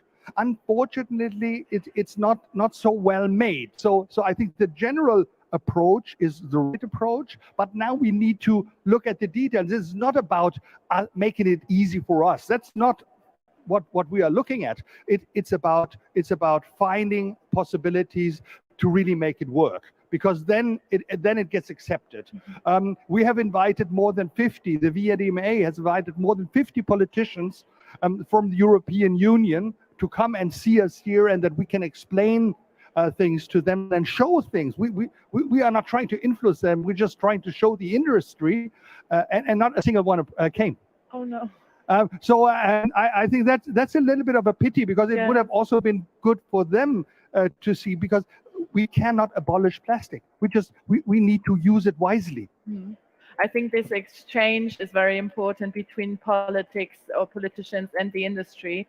So I hope that you get another chance to talk to them, maybe. Yes, maybe here on TV, maybe I can motivate one or the other to come and see us, come talk to us. VDMA is known to be a very open and diverse association. We are not trying to influence the politicians in one or the other way. We are just trying to show them our challenges and our solutions, and maybe that could fit into what the politicians are up to and what we need. It is obviously a market that is worldwide. It's not only Germany or Europe. This is a very international affair as well. Tell us a bit more about this exchange between different nations and maybe also the different markets. How is the German or European market doing, and what other maybe developing markets do you see at the moment for the packaging and processing industry? Yeah, maybe if we look at sustainability, obviously our approach is a little bit different as a developed country, or maybe the northern hemisphere is a little bit different than for example, people that really need to fight for a piece of meat or need to fight for a piece of bread. So we also we have to take a holistic approach to that, and also understand that other countries have, or other regions have other challenges. That's the first thing. Second thing is that we here in Europe, we are going away from protein. But very clearly, you see, for example, in the US, animal protein is growing still, so also there, the consumer habits are very, very different. We as Multivac, and that's the exciting thing about our company, we have 7,000 people, we have 84 daughter companies spread out all over the world. So I get to meet a vast variety of people, and I get to meet a vast variety of customers, which I personally very much enjoy.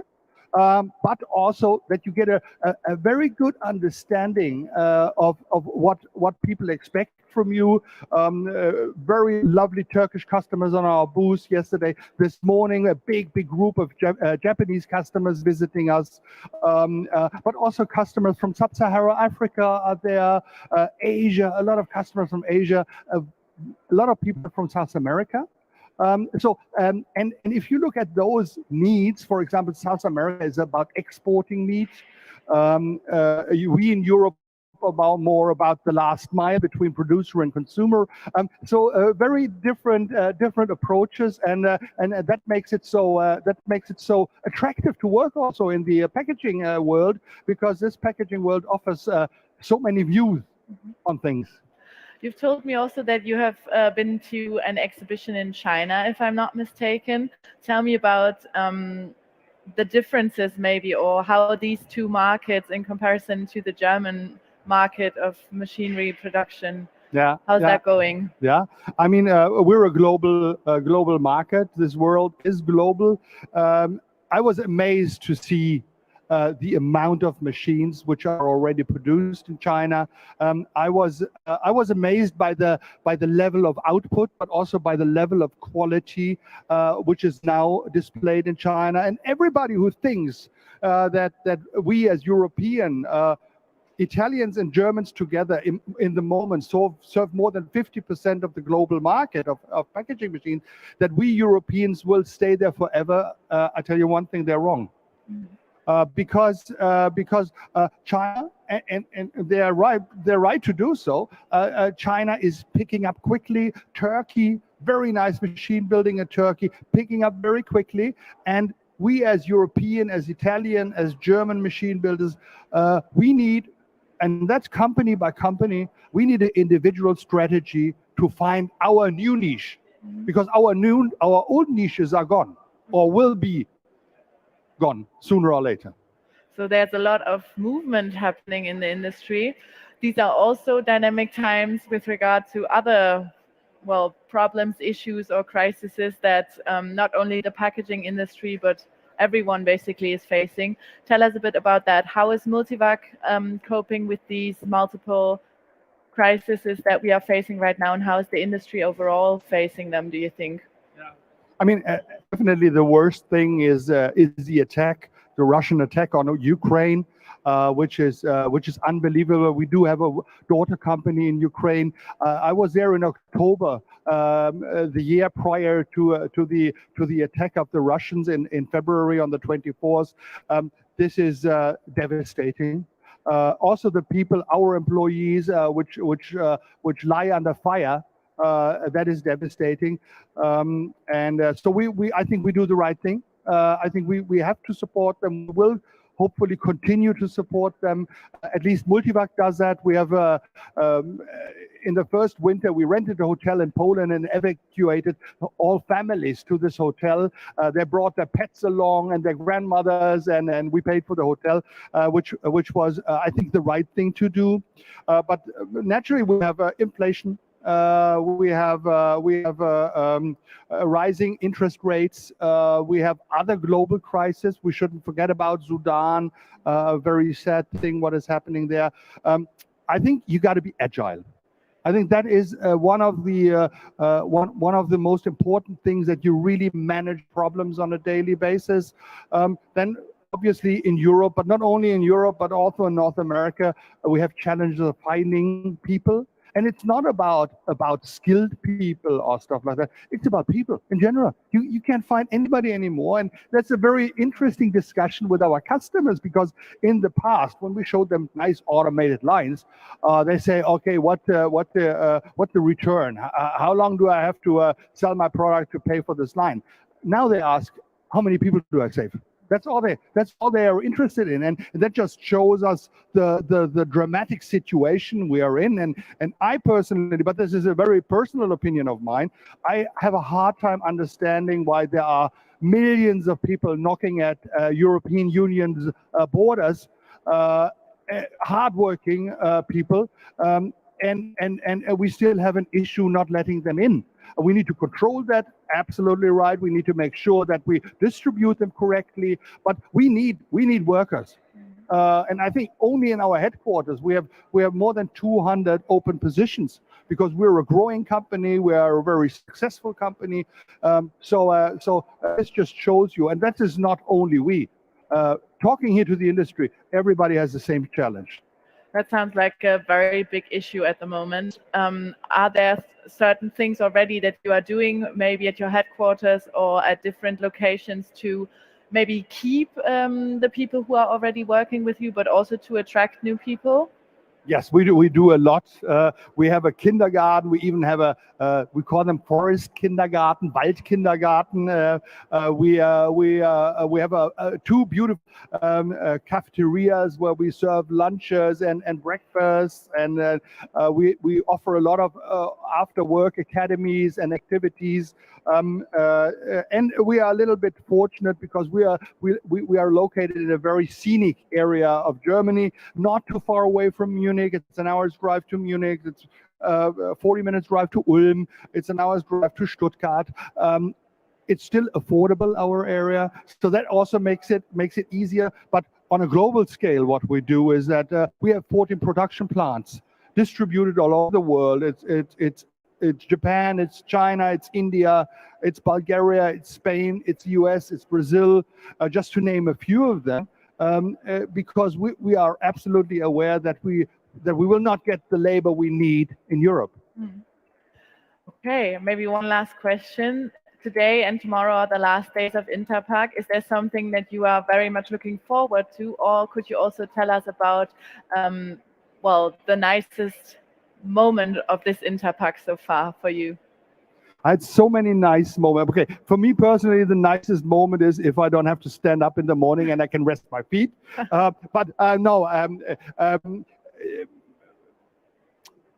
I guess the customers, seeing the customers, and as I've been working for so long in the industry, I know a lot of customers. I visit a lot of customers, and seeing them, hugging them, that makes us feel good. Keeping in touch, keeping also in touch with our employees, which are spread out over the world, which we have not seen over so many years now. Definitely, that is a hot topic, and being with you is very nice. So thank you very much. Thank you. It was a real pleasure. Thank you so much. So it's a great chance to come together here and have these talks. Thank you so much for being here today and talking to us.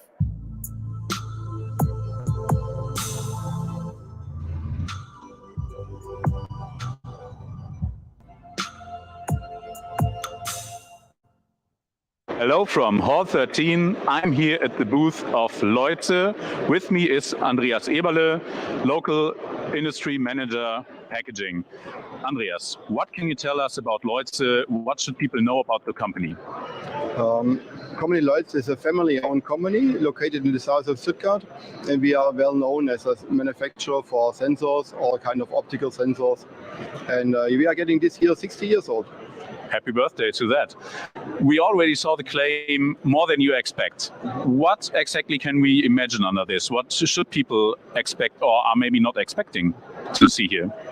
We are worldwide known as a sensor manufacturer, and we can offer much more than just sensors. We know the applications for our customers, around our customers, and what they need in the machines and in the application. So we can give them a lot of support around the application and give all our knowledge around the sensors. Let's talk about sensors some more. I could imagine that it's quite complicated or challenging to work with in producing these compartments. What can you tell us about that? You see, the machines are getting more and more intelligent, more and more flexible. Especially packaging machines must be very flexible because of the needs of the customer. And so our sensors are also very flexible. We have very nice interfaces. We can add a lot of additional features and the easy handling with our sensors. And that's a big challenge for us and also for our customers, but we can solve this. And final question maybe. Earlier I saw a labeling machine at your booth. Why did you put it there? What can you tell us about that? This is a great example about our knowledge around the labeling process itself. So we put a machine here, and we can show all our sensors around the labeling machine and around the labeling heads. Especially our ultrasonic and optical combined labeling sensor is very special for this kind of application, and it's a worldwide unique sensor, and we put it on this machine to show our customers our knowledge and our know-how. Well, Andreas, thank you for these insights and enjoy your time at the Interpack in Düsseldorf. Thank you.